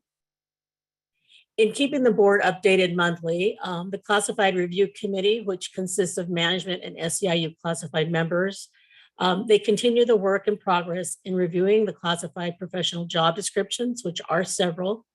A few group job descriptions have been sent out to the individuals for their feedback, and the review committee still has several more job descriptions to review and complete for distribution. The committee is meeting now somewhere between 2 to 3 times a week, as there are still several pending job descriptions in the works. This review continues to be a lengthy process as there are several classifications to review. SEIU appreciates the district's up-to-date COVID and Omicron notices and educating us in the return to campus. In recognition to all of our students and the different constituent groups, thank you for keeping everyone alerted to all the COVID updates, as we understand the reports are changing daily. Santa Rosa Junior College continues to be as resilient as possible as we dedicate our careers to education, while our faculty is able to provide education in the safest ways as possible. Thank you to everyone for such dedicated work. Now for a reminder, back December 2019, there were several classified professionals who took advantage of the ERI, the Early Retirement Incentive, in that year of 2019, along with other constituent groups. I believe we had about 46 classified professionals, 39 faculty, and 13 managers who took the ERI. SEIU wanted to shed appreciation to this group who helped as a prevention of a possible layoffs in the district due to the college budget at that time. We understood that we would be looking at downsizing or small sizing the college and to look at what we will continue to no longer do. SEIU awaits an update to this subject matter. At that time, after the ERI took place, SEIU also negotiated with the district to place a pause on recruitment hiring from outside the district. So this would allow departments to hire within the college, which would also allow individuals to apply and have the ability to promote within. Today, again, on your board agenda, classified professionals who have submitted for either retiring or resigning from the district. And currently there are, I believe, 26 more classified professionals who have completed their paperwork and have either already left the college or soon will be leaving at the end of this fiscal year as they took advantage of the severance package that was negotiated with the district. Again, this new group takes with them a great wealth of experience, knowledge, and information. And SEIU would just like to thank the classified professionals for all of their hard work, their dedication to the college, as they will all be greatly missed, which I'm sure is shared as well by your supervisors. We wish you continued positive journey in your future plans. SEIU also looks forward in working with the district in the continued efforts of downsizing or small sizing the district and moving the college forward. And finally, SEIU Local 1021 and the district submitted their initial contract proposals for the 2022-2023 reopeners for the classified unit at the board meeting last month, January 11th. We are hopeful at the end of today's public hearing that you will approve our reopeners. Thank you for your time today, and this concludes my report. Thank you. Thank you. All right. Next report, management liaison, Sarah Lagos. Good evening, President Battenfeld, members of the board, Dr. Chong, and college community. While the beginning of 2022 looked bleak with the rise of COVID cases due to the new variant, it's been heartening to see the positive and smooth start of a new semester. One of my favorite parts of doing this report each month is learning about what's happening from all parts of our college, academic affairs, student services, and our administrative services, and about the work they are doing in support of our students and sharing it with you. There are so many unsung heroes working quietly in the background, going above and beyond, and taking on new duties simply because the work needs to be done. Like David Liebman, David works tirelessly behind the scenes to get construction and sustainability projects completed. He's been a tremendous asset to faculty and classified staff in reviewing and supporting Measure H projects like Burbank Auditorium and ensuring the projects are ready to go for student and faculty use. And Mike Roth. Mike and his IT team have been hard at work since the beginning of the semester and before, preparing the libraries and classroom spaces for in-person classes and student services. Thanks to Mike and his team, the libraries have seen a computer refresh and received a new print system. He has also overseen instructional space updates and refreshes and kept up with the ever-changing scheduling adjustments in classrooms. In his new role as the Director of IT Support Services, Mike took over management of the IT Help Desk and all workstation management, while also hiring 2 new help desk technicians. If those 2 new employees can have half of Mike's dedication, hard work, and positive attitude, our IT department will continue to be in good hands. We should probably put up a statue to Rebecca Norwick on campus for her work leading us through the pandemic. I could tell you again how hard she and her staff work to manage testing, vaccines, boosters, and more for this semester. But what struck me this month about her commitment to SRJC was how she arranged for a special after-hours testing clinic for 29 study abroad students so that they would be able to fly to Florence and start their program. She's always going above and beyond to serve our students. Jean Erlenborn, Genevieve Bertone, and Kim Starkey are co-chairing an 18-month program to promote overall student well-being, including increasing awareness around substance abuse, depression, and suicide. They've partnered with the Judd Foundation, a nonprofit that protects emotional health and prevents suicide for our nation's teens and young adults, giving them the skills and support they need to thrive today and tomorrow. Jean, Genevieve, and Kim will be helping our students manage their emotional health, cope with challenges, find ways to manage feelings like anxiety and sadness, learn how to navigate emotional challenges, and discover tools for self-care, such essential skills our students need today. We know that our students need more than just the classroom learning to be successful in their education. They need food, housing, mental health services, and more. These wraparound services are essential to helping students stay enrolled and on track to complete their studies and pursue their dreams. Like most things at SRJC, it takes a team. Putting together a plan to open student study spaces on campus is complicated. With leadership from Cabinet, Robert Effington, Robert Holcomb, Genevieve Bertone, Mengi Gebre, Stephanie Jarrett, Mary Catherine Oxford, Aaron Bricker, Javier Aguila Rodriguez, and countless other faculty and classified staff heard the need for on-campus student study spaces and responded with a safe, thoughtful, and articulate plan to support them. We are grateful for Cabinet's responsiveness to the ever-changing needs of our students during this time. And finally, we're also looking forward to supporting the work on the initiatives outlined in the Institutional Effectiveness Partnership Initiative from the Partnership Resource Team on shared governance and collegiality and enrollment management.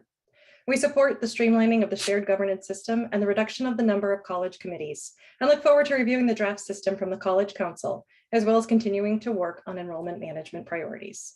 We appreciate all the information and effort that's been shared. Thank you. Thank you. All right, that is all the reports. I'm now going to move on to C, information items. And we have a report on student financial services program update. And normally these reports are kept to 8 minutes because of all the different kinds of information they want to share with us. They're going to take a little bit longer. So, but we need to good information. So let's see, Dr. Pedro Avila, I think you're going to start. Yes, thank you. Good afternoon, President Banfield, Dr. Chong, members of the board, and our college community.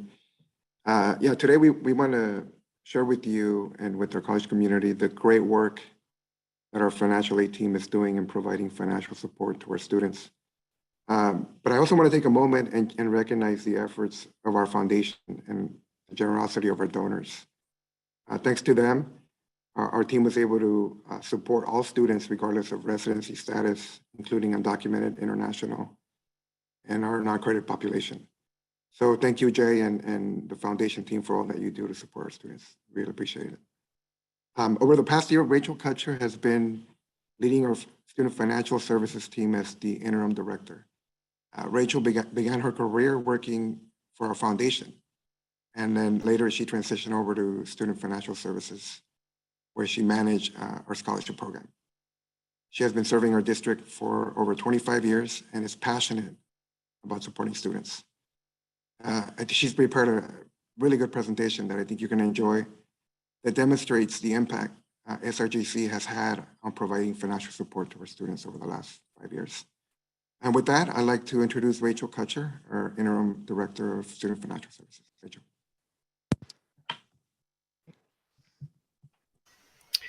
Good afternoon, President Battenfeld, Board of Trustees, and President Chong. It's my pleasure to provide this update on student financial services, specifically financial aid and scholarships. First, February is Financial Aid Awareness Month, and our staff is busy with promotional activities led by Lauren Coburn and Margaret Mann.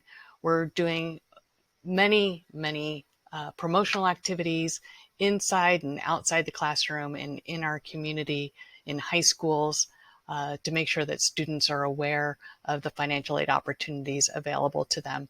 And I'm pleased to announce that we've been named a regional coordinating office by the California Student Aid Commission, which means more access for us in our area high schools. Be sure to check out our Financial Aid Fridays and Scholarship Sunday posts on Facebook and Instagram. We have some exciting stories to share with you there. And I want to share a short video featuring our coordinator, Lauren Coburn, about Financial Aid Awareness Month.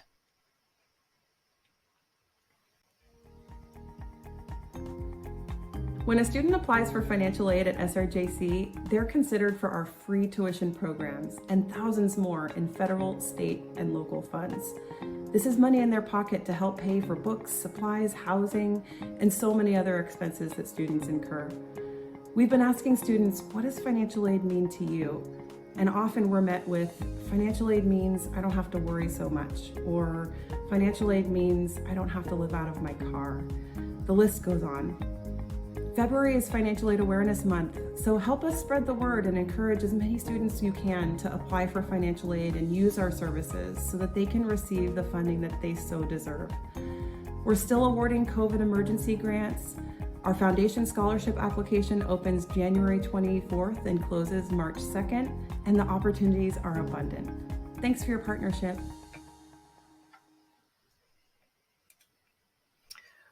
When students submit one of their financial aid applications, whether it is the free application for federal student aid, the California DREAM Act application, or the California College Promise Grant application for those who cannot submit either the FAFSA or the CATA, students are applying for many, many different opportunities.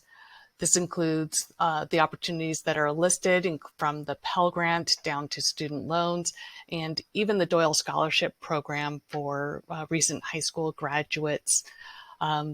They can be considered with those applications. And then, of course, our SRJC scholarship application, which is open now, provides many, many opportunities for students to receive aid. So in partnership with the Office of Public Relations, the Financial Aid Office actively promotes our SRJC for Free program.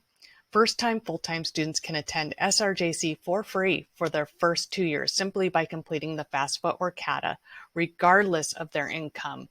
Qualifying students are awarded either the California College Promise tuition fee waiver or tuition reimbursement and a Doyle Scholarship for up to 2 years of continuous studying.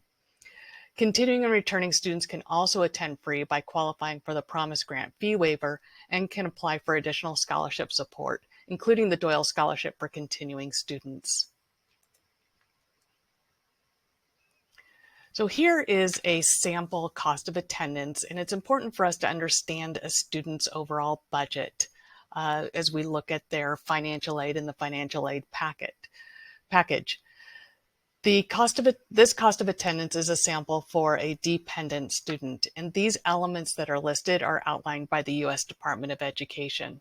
So you can see for this sample student, their total cost of attendance would be just over $17,000.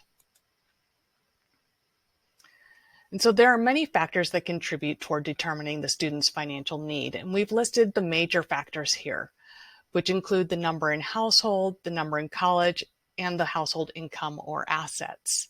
As you can see for our student sample number 1, our dependent student, with a family income of just under $35,000 and zero assets, that they have an expected family contribution of 0. So their overall cost of attendance is the full cost of attendance of just over $17,000. And because they're enrolled in 15 plus units, we're able to package them with most of their, with the maximum amount of aid. So with the full Pell Grant, the Promise Grant, a full Doyle Scholarship, the Cal Grant B, and the Student Success Grant. So their total aid package is over $12,000. And their unmet financial need is $4,500. Our sample student 2 is an independent student enrolled in 12 units. They have 2 members of their household, 1 in college. The family income is just under $50,000 with 0 assets, but their expected family contribution is just over $8,000, and their total cost of attendance is $27,000. Because their expected family contribution is higher than the Pell Grant award amount, they are not eligible for the federal Pell Grant. So they have 0 there, but they do get the Promise Grant, the Doyle Scholarship, and the Cal Grant B. But because they're only in 12 units, they do not qualify for the Student Success Grant. So their total aid package is $4,000 and their unmet financial need is close to $15,000.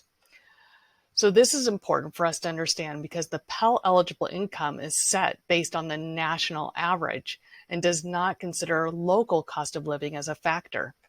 So according to Data USA, low income in Sonoma County for a single person is $65,000, which is closer to the national median income. So according to Data USA, the median household income for Sonoma County in 2019 was just shy of $88,000, where the national median was just shy of $66,000. So this really is a hindrance to our local students where income is higher and the cost of living is higher.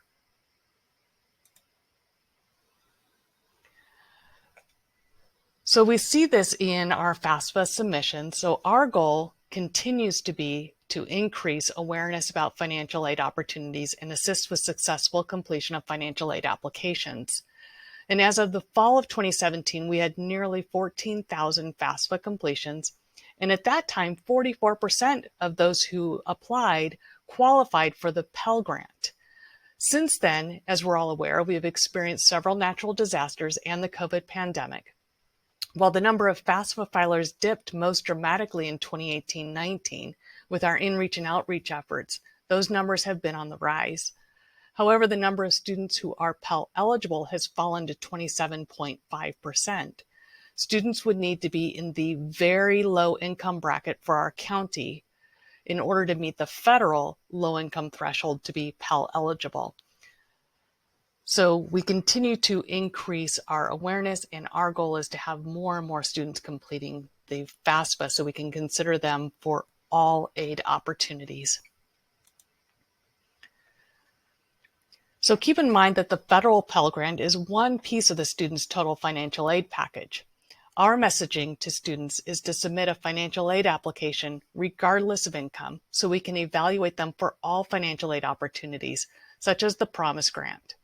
With AB 19, the California College Promise was formally established, and AB 19 provides grants to first-time full-time students for up to 2 years. Since the first year of the program, awareness has grown and tuition reimbursements continue to climb. So in 2018-19, that was a one-year program, and the very first year. Since then, we've been promoting, and it's become a 2-year program, and the award amounts have continued to rise. And of course, our 21-22 numbers are to date, and we expect those to be at or near the 2021 amounts. In March 2020, when SRJC transitioned to 100% remote instruction and before the federal higher education emergency relief funds were released, the SRJC Foundation was here for our students with emergency relief funds.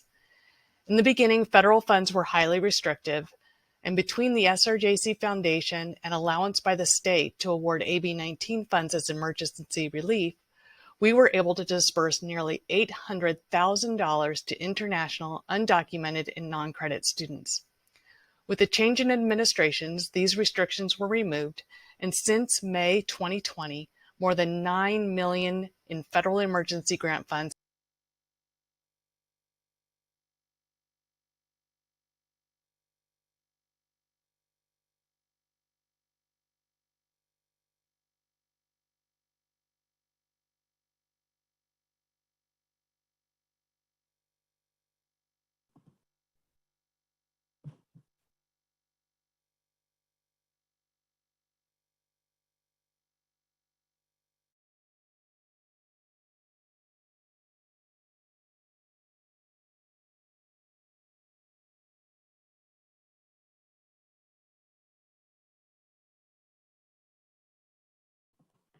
It looks like we're having video playback issues.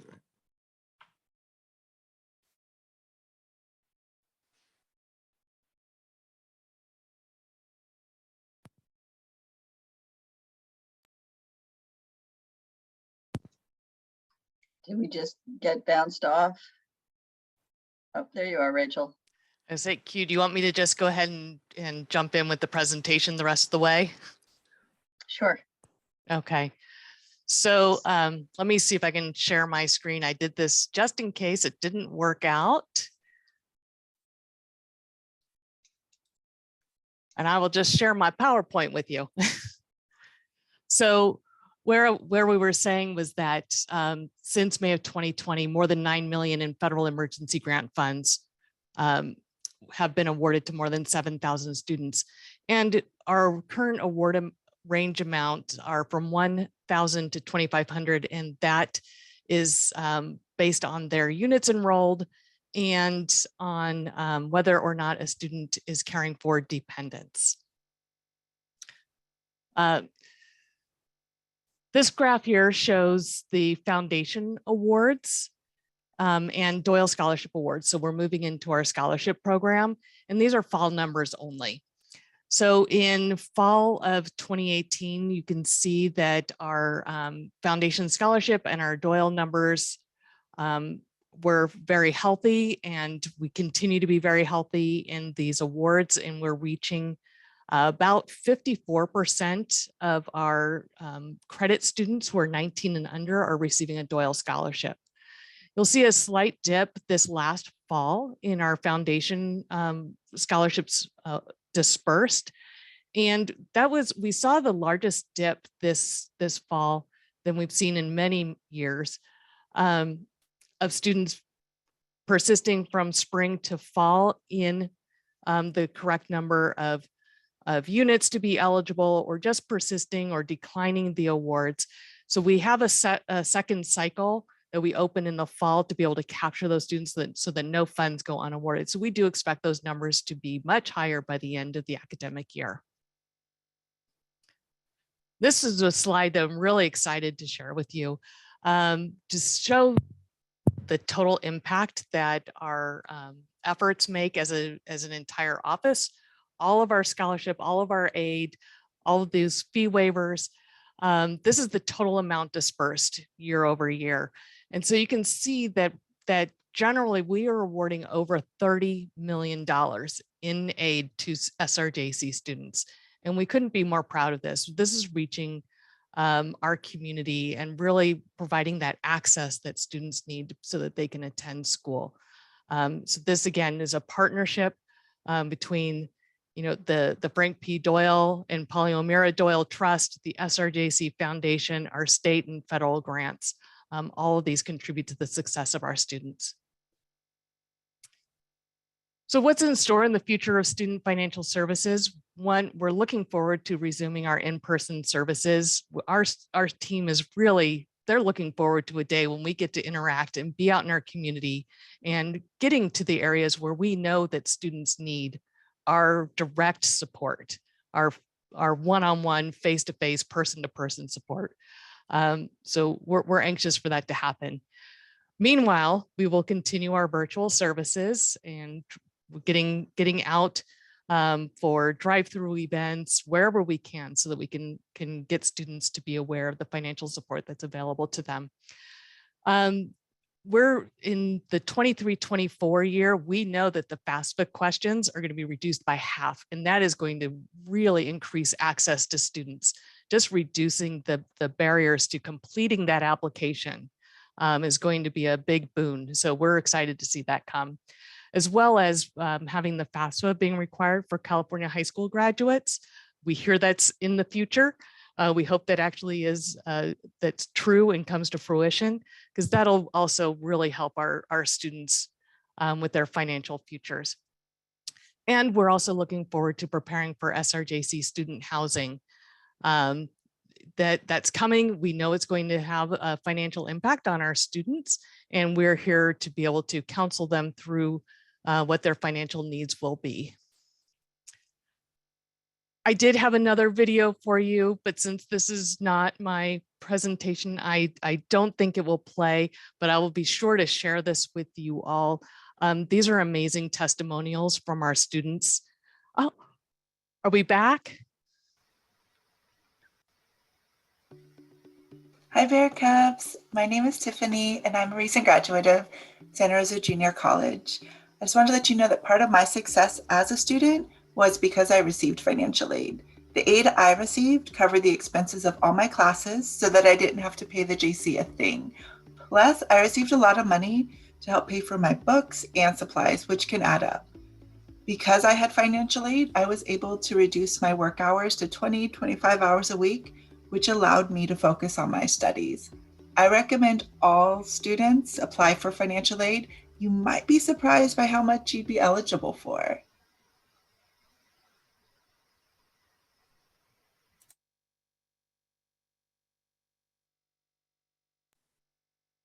Right. So I'm glad that that video was able to present for you, because Tiffany is just an outstanding example of our students, our recipients. And we have many more testimonials like that that we're posting on our Financial Aid Fridays and Scholarship Sundays. So be sure to check those out. And at that point, that concludes my presentation. So if you have any questions, I'd be happy to answer. Let's see, Trustee Fishman has her hand up. Anyone else have something? Rachel, I was just wondering about the federal emergency money, that $9 million, if that's going to continue, or if that goes away, that takes that $30 million number down to 21 million. Is it going to continue, or do you know? Or Yeah, that's a great question, because I don't, from what we hear now, it's not going to continue. We have that through the end of this spring. We do have additional emergency funds from the state of California. So what we're looking at there are the federal funds through the Higher Education Emergency Relief Fund. But that 9 million was over a year and a half, almost 2 years. So that's not going to drop it from 30 down to 21. And we're hoping that that will encourage students to continue to complete their FAFSA, so that they actually complete all the steps to get all of the aid that they need, and also increase the scholarship support. The money is there for students, they just need to apply for it. So yes, it may be a dip, but it's not going to be a significant dip as what you would think. Yeah.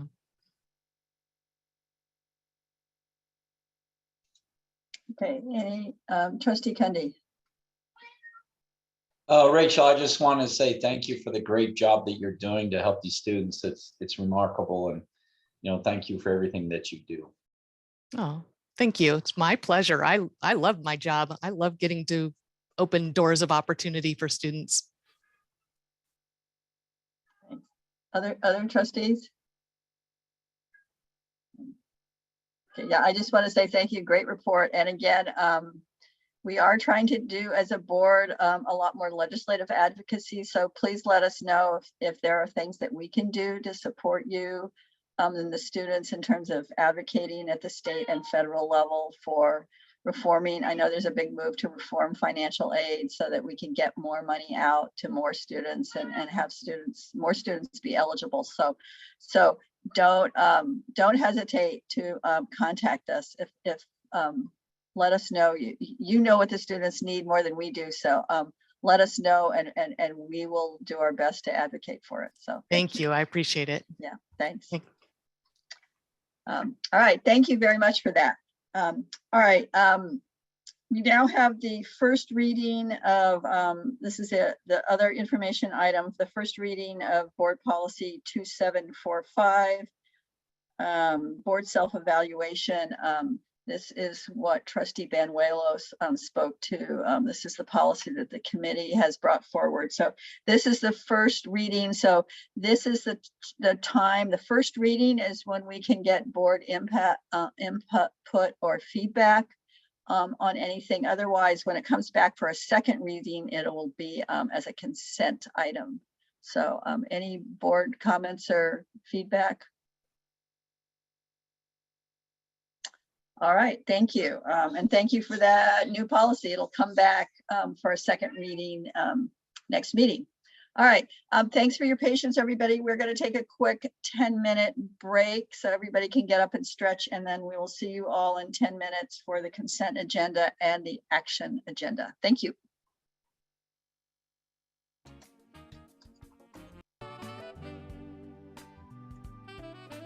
All right. Welcome back, everyone, to a continuation of our board meeting. And we are on E, our consent agenda.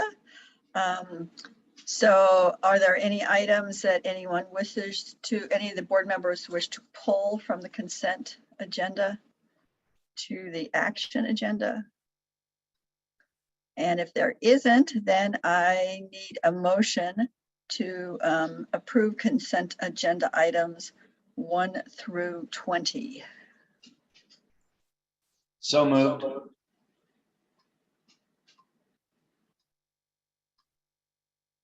I have a second? Second. Thank you. All right, roll call vote on the consent agenda. Trustee Bañuelos? Aye. Trustee Fishman? Aye. Trustee Kendi? Trustee Lindley? Aye. Trustee Martinez? Aye. Trustee Valdovinos? Aye. Trustee Bettenfeld? Aye, thank you. All right, then on to the action agenda. Starting with F1, personnel actions for February 8th, 2022. I need a motion and a second, please. Move for approval. Second. Thank you. Is there any public comment? Let's see, any board comments or questions? All right, otherwise, roll call vote. Trustee Bañuelos? Aye. Trustee Fishman? Aye. Trustee Kendi? Trustee Kendi, you're muted. No, aye. Trustee Lindley? Aye. Trustee Martinez? Aye. Trustee Valdovinos? Aye. Trustee Bettenfeld? Aye. Thank you.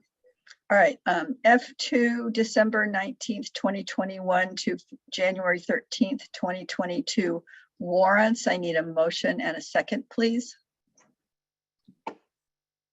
So moved. Second. Thank you. Any public comment or board member comments or questions? All right, roll call vote. Trustee Bañuelos?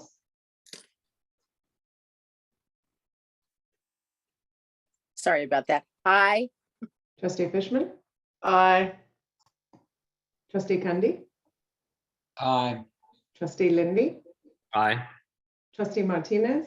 Aye. Trustee Valdovinos? Aye. Trustee Bettenfeld? Aye. Thank you. All right, F3, which is the quarterly financial report. I need a motion and a second, please.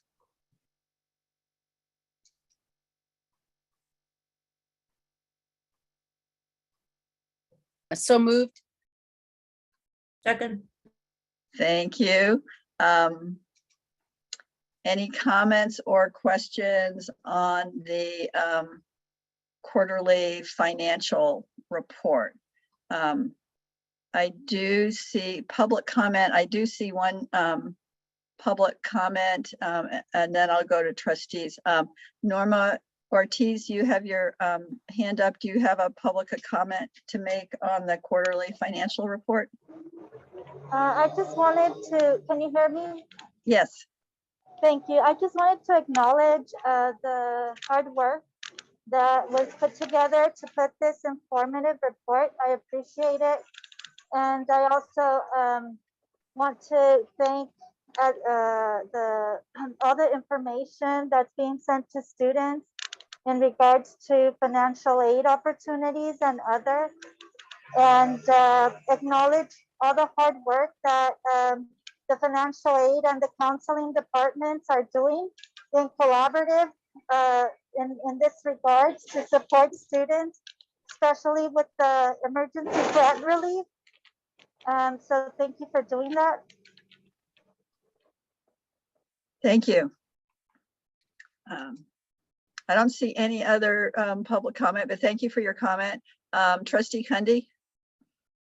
Yeah, I have a question. Hopefully Kate can answer it for me. The negative 13,282,000 in the 2021, and I'm just guessing it was a matter of timing. I would like to find out what that was about. All right, I'm yeah, happy I believe, yeah. Kate? I'm happy to answer that. That's actually a result of the deferrals from the state in the 2021 budget, as well as a timing issue from when we receive our tax revenues from the county. So it's kind of a combination.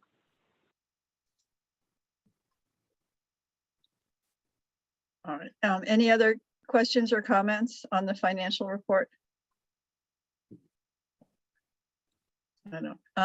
Yeah, I don't really have a question, just a comment. I mean, and I know the school is working on it, but and I know that about the enrollment decline, and I know it's not just us. I've been reading that this is happening all over the country, but yeah, I noticed we've lost almost 7,000 students over 3 years, and so I mean that's a concern for the school, but it also means we have students who should be and probably would be in school and aren't, and so I'm just I know the school is working on that, and I just think this is another reason why we really need to focus on our the different enrollment strategies that I know that we're working on, and plans that we're working on. But it's I know it's happening, but it's still, seeing it in the report is pretty significant. So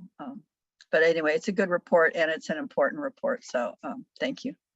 Yeah, President Battenfeld, I just wanted to say that the college is working with enrollment management team of faculty, staff, and students, and led by Vice President Avila.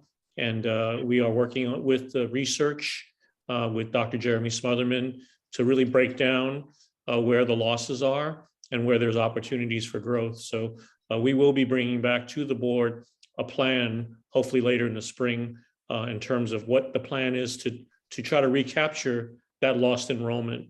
And so I appreciate you raising it. It's something that I lose sleep over, and I think many of us do as well.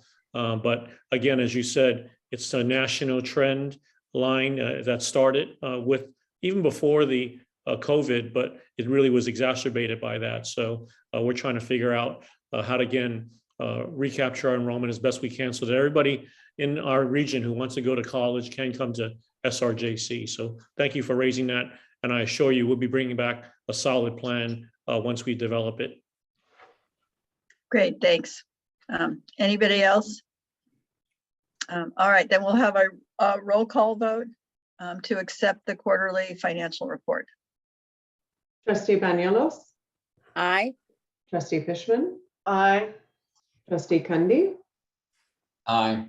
Trustee Lindley? Aye. Trustee Martinez? Aye. Trustee Valdovinos? Aye. Trustee Battenfeld?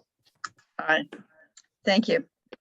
All right, F4 Resolution 1-22 SRJC appointment to the Sonoma County Adult Education Consortium Oversight Committee. I need a motion and a second, please.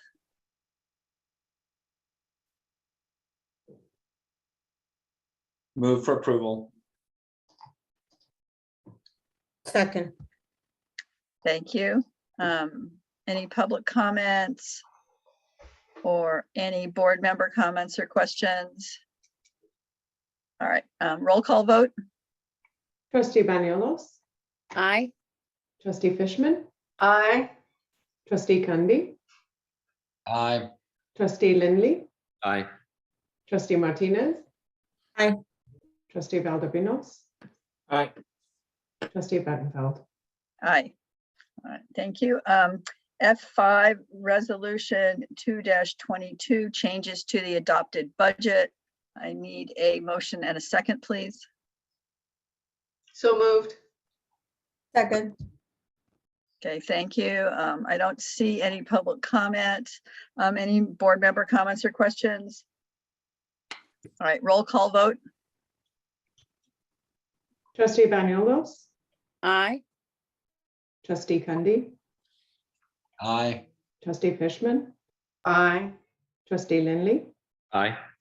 Trustee Martinez, Aye. Trustee Valdovinos, Aye. Trustee Battenfeld. Aye, thank you. All right, F6, Resolution 3-22, adopting the mitigated negative declaration and project approval for the Elliott Avenue Pilot Calming Project. I believe we have a presentation. Seraphin, do you want to start this off and then introduce the other people who are going to help?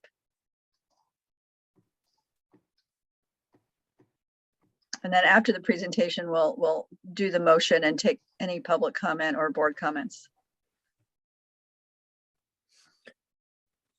Yeah, while we're waiting for Seraphin to get on, I just want to say that this pilot project is just that. It's a pilot project. We've had several hearings with the community to hear their concerns. And the whole object is to try to mitigate traffic. As you know, Elliott's a very busy street, and we're working with the city of Santa Rosa to see what we can do to calm the number of cars going through it. And I think this will help us unify the different sides of the campus that's cut by Elliott. And I think it'll help with pedestrian safety and also in our sustainability efforts. And with the incoming pedestrian bicycle bridge that's coming, it's really a good landing spot. So this is something that we've had a lot of deliberation on. And I want to turn it over to Seraphin. I want to thank Seraphin and the city for their efforts in working with us and the neighbors to address their concerns. And it's a pilot, and we're going to continue to seek and solicit input from them before this becomes a permanent closure. I'll turn it over to Seraphin now. Thank you, Dr. Chong. This proposed project is an initiative between the district and the city of Santa Rosa to evaluate the potential for improved student and pedestrian circulation and safety along Elliott Avenue. The pilot project would involve closure of an approximately 500-foot segment of Elliott Avenue between the western and eastern driveways of the Emeritus Circle parking lot from the beginning of fall 2022 to end of fall 2023 semesters. The closed segment will be dedicated for use by students and pedestrians to more safely connect campus facilities north and south of Elliott Avenue. The closed section would remain accessible to first responders, including ambulances and Santa Rosa Fire and Police Department vehicles, as well as SRJC maintenance vehicles, but would be closed to normal vehicular traffic. During the pilot phase, the district and the city of Santa Rosa will monitor their local roadway system in the neighborhood to directly observe changes in circulation and traffic diversion patterns. As this project would first be in a pilot phase, the closure may or may not be permanent depending on the success of the project in its pilot form. Permanent closure, if proposed by the district and the city of Santa Rosa, would be considered in the spring of 2024, pending future approvals. Restricting vehicular traffic along a portion of Elliott Avenue as a way to calm traffic in the project area is identified as a vision plan recommendation in the district's 2016 Facilities Master Plan. The resolution before you today is asking you to adopt a mitigated negative declaration as well as approving the pilot project. I have our consultant, Brian Baccarini and Daleen Whitlock, that will go over some of the CEQA process with you quickly here.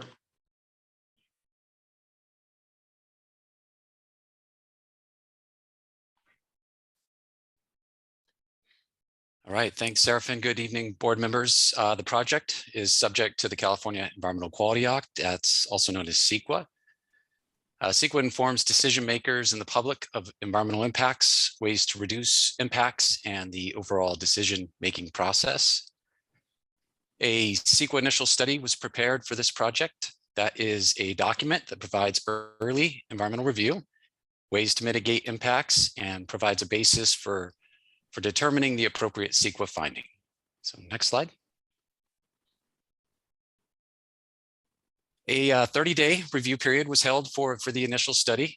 At the start of that review period, a notice of intent to adopt a mitigated negative declaration was provided to agencies, and it was also mailed to 500 plus residences in the local area. The notice was also published in the Press Democrat and was posted at the county clerk's office. The notice includes the required information, project details, the public review process, and a link to the CEQA document. Next slide. An initial study, it evaluated 21 topics ranging from aesthetics to wildfire. And then during the 30-day review period, the initial study was posted on the district's website. It was submitted to local and state agencies as well. This included the city of Santa Rosa and 15 state agencies shown here. Next slide. Technical studies were completed to support the initial study. These were for traffic, air quality, greenhouse gases, and noise. These were all issues of concern that were noted by the public and by the Santa Rosa Transportation and Public Works Department. Just to note, traffic congestion is not considered an environmental impact under CEQA, but given community concern, a traffic study was prepared by W-Trans. Daylene Whitlock is a senior principal at W-Trans, and she will briefly discuss that study. Daylene? Thank you, Brian. On behalf of the junior college and the city of Santa Rosa, we worked with staff to evaluate the potential traffic impacts or effects on operation. They're not actually impacts anymore, but the effects that diverting traffic would have. We assumed that if traffic were not able to use Elliott Avenue, that instead, for instance, the people who live in the neighborhood to the north of Elliott would divert out of the neighborhood other ways. They would go directly to Steel Lane, or they would go west to Armory, and then from there either down to Bear Cub or on out, wherever direction they were going. So we looked at what happens when you take those trips that would otherwise be up and down Elliott Avenue and disperse them either through the neighborhood or to the south along Bear Cub Way, for instance. And what we found is that the effect of these diversions would not be substantial. Traffic would continue to operate at acceptable service levels under the city's standards for the most part. Where it would not operate acceptably even without the project. So, but the project wasn't causing traffic to suddenly reach levels of congestion that would be considered unacceptable. So that was kind of the basis of the finding, is that while traffic would be diverted, the places where it would really be most noticeable for the neighborhood is getting out, trying to turn onto Steel Lane, for instance, especially a left turn. But the neighbors, do have other alternatives. It is sort of a grid system, or at least close enough to a grid that there are other options for people to move in and out of the neighborhood. So as you can see from the photo on the left, that kind of shows the streets that were affected and the routes that people would be using instead, which predominantly include Bendocino Avenue, Armory Drive, and Steel Lane. So, and with that, I'll kick it back to Brian. Right, so the shaded area in the image on the right then is the city of Santa Rosa's North Santa Rosa evacuation planning area. So the junior college and the local neighborhood are located in this area. Elliott Avenue is not a designated emergency exit route. Just to note, during the pilot project, first responders such as fire, police, and ambulances, they would have access to Elliott Avenue. Also, during the pilot project, the fire department would be able to open Elliott Avenue for emergency evacuation if that were to be required. Most topics evaluated in the initial study were deemed to be no impact or less than significant. Mitigation was included for 4 topics. For cultural and tribal cultural resources, mitigation includes the procedures to minimize disturbance of resources if anything was encountered during construction. There's nothing known to be in the area. Mitigation is also included to prevent water quality impacts during construction and to coordinate traffic control plans for this project with other projects along Elliott Avenue. And during the 30-day review period, 5 individuals commented on the initial study. The comments were related to traffic, emergency vehicle access, evacuation routes, and alternatives. No agency comments were received. The comments were reviewed and discussed during BFC meetings and during a public open house meeting. The impacts of the project were found to be less than significant, with mitigation supporting adoption of a mitigated negative declaration. A mitigation monitoring and reporting program was developed to ensure compliance with the mitigation measures identified in the initial study.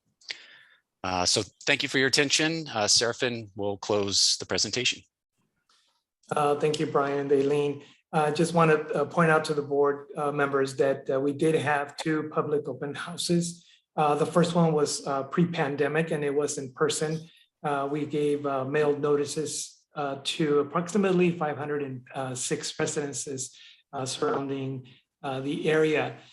We had 10 members from the community attend the meeting, and we received similar comments as mentioned in Brian's last slide. Due to the pandemic, the project has been postponed. We were originally planned to start the project approximately a year ago. Because of the postponement, we held a second virtual town hall meeting where we, on January 18th of this year, that was last month, we had a press release announcing the town hall meeting, as well as mailing out to 419 of the surrounding residences. I just want to point out the difference between the 500 and the 400 mailers. This year was less due to the returned mail from the previous mailings. And we did have about 25 members of the community participate in the second meeting. At the second meeting, some of the topics included the fact that the mailed notices were received on the day of the meeting. And so we did receive several of those comments. Due to that, we have developed a more robust communication plan for phase 2 of the project, which includes town hall meetings each of the semesters that the pilot project is running, as well as a survey form that will be live on the website to collect information from the community. Some of the comments, or all the comments rather, have been addressed in one way or another. Part of the timeline addresses some of those comments. So the next steps would be for the board to approve the pilot project and adopt the mitigating negative declaration today. After this, it would go to the city of Santa Rosa next month, where the Bicycle and Pedestrian Advisory Board would consider the project and then move on to the city council. The project would then be implemented from the fall semester of 2022 to fall semester of 2023. We did extend the project an additional semester due to the comments received from the public to include the operation of the STEM building and the student housing project. So there will be a full semester after those buildings open that the project would still be under pilot status, and we would be collecting information during that time. The evaluation of positives and negative impacts would be collected through 2024. And again, we would include a survey that would be available to the public on our website to submit their comments, as well as the semester-wide open forums that we would host. This public outreach would take place all the way to the end of 2023. That concludes this presentation, and we're definitely here available to answer any questions that you may have. Before we go to questions, let's get a motion on the floor, and then we can ask questions or discuss it. So I need a motion and a second for this resolution 3-22. If I could have a motion and a second. So moved.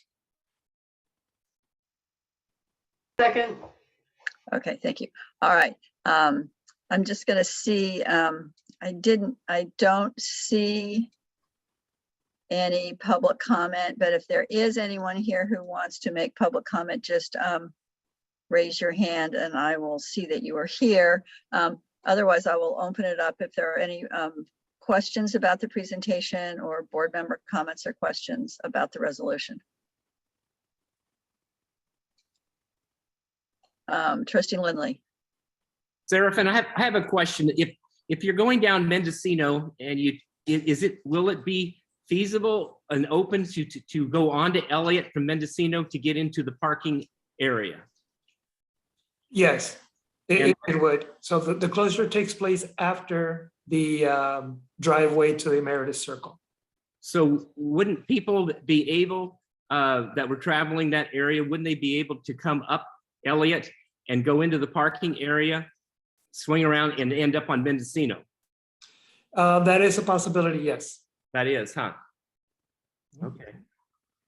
So there would be access to Mendocino by going through the parking lot? Yes. Okay. Thank you. Trustee Benuelos. Thank you.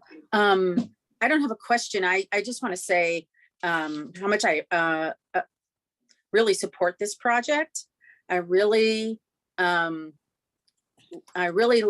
the fact that it's going to be for pedestrians and all other folks who need access safely around the campus. So I really like the idea that we're doing this. Notice is always a concern. So, of course, but I like the idea that you're going to do more town halls and get more feedback as you go along.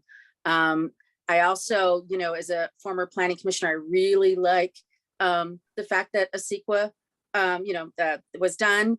And I appreciate the mitigation report, if you will, and the areas that are going to be mitigated. So, so I'm just very much in favor of this because I think both the junior college as well as the city have a commitment to more walkable neighborhoods and more ways for people to get around by walking or by wheelchair or whatever access that they need. So I'm really in favor of this and thank you for all the work that has been done and the delays. I really appreciate all of that. And I'm glad that this is finally coming to fruition.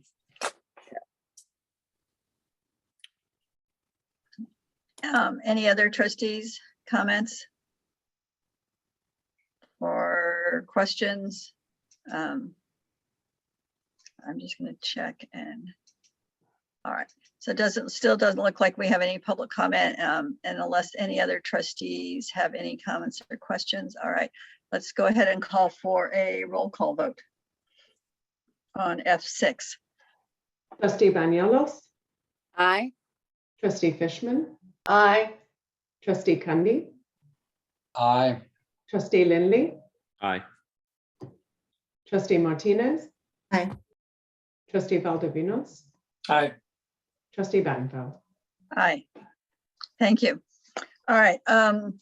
Now go to F7, approval of the master agreement and ratification of the revised Schoen Farm Foundation bylaws. I need a motion and a second, please. Move for approval. Second. Thank you. Any public comment? Okay, any board member comments or questions? All right, roll call vote.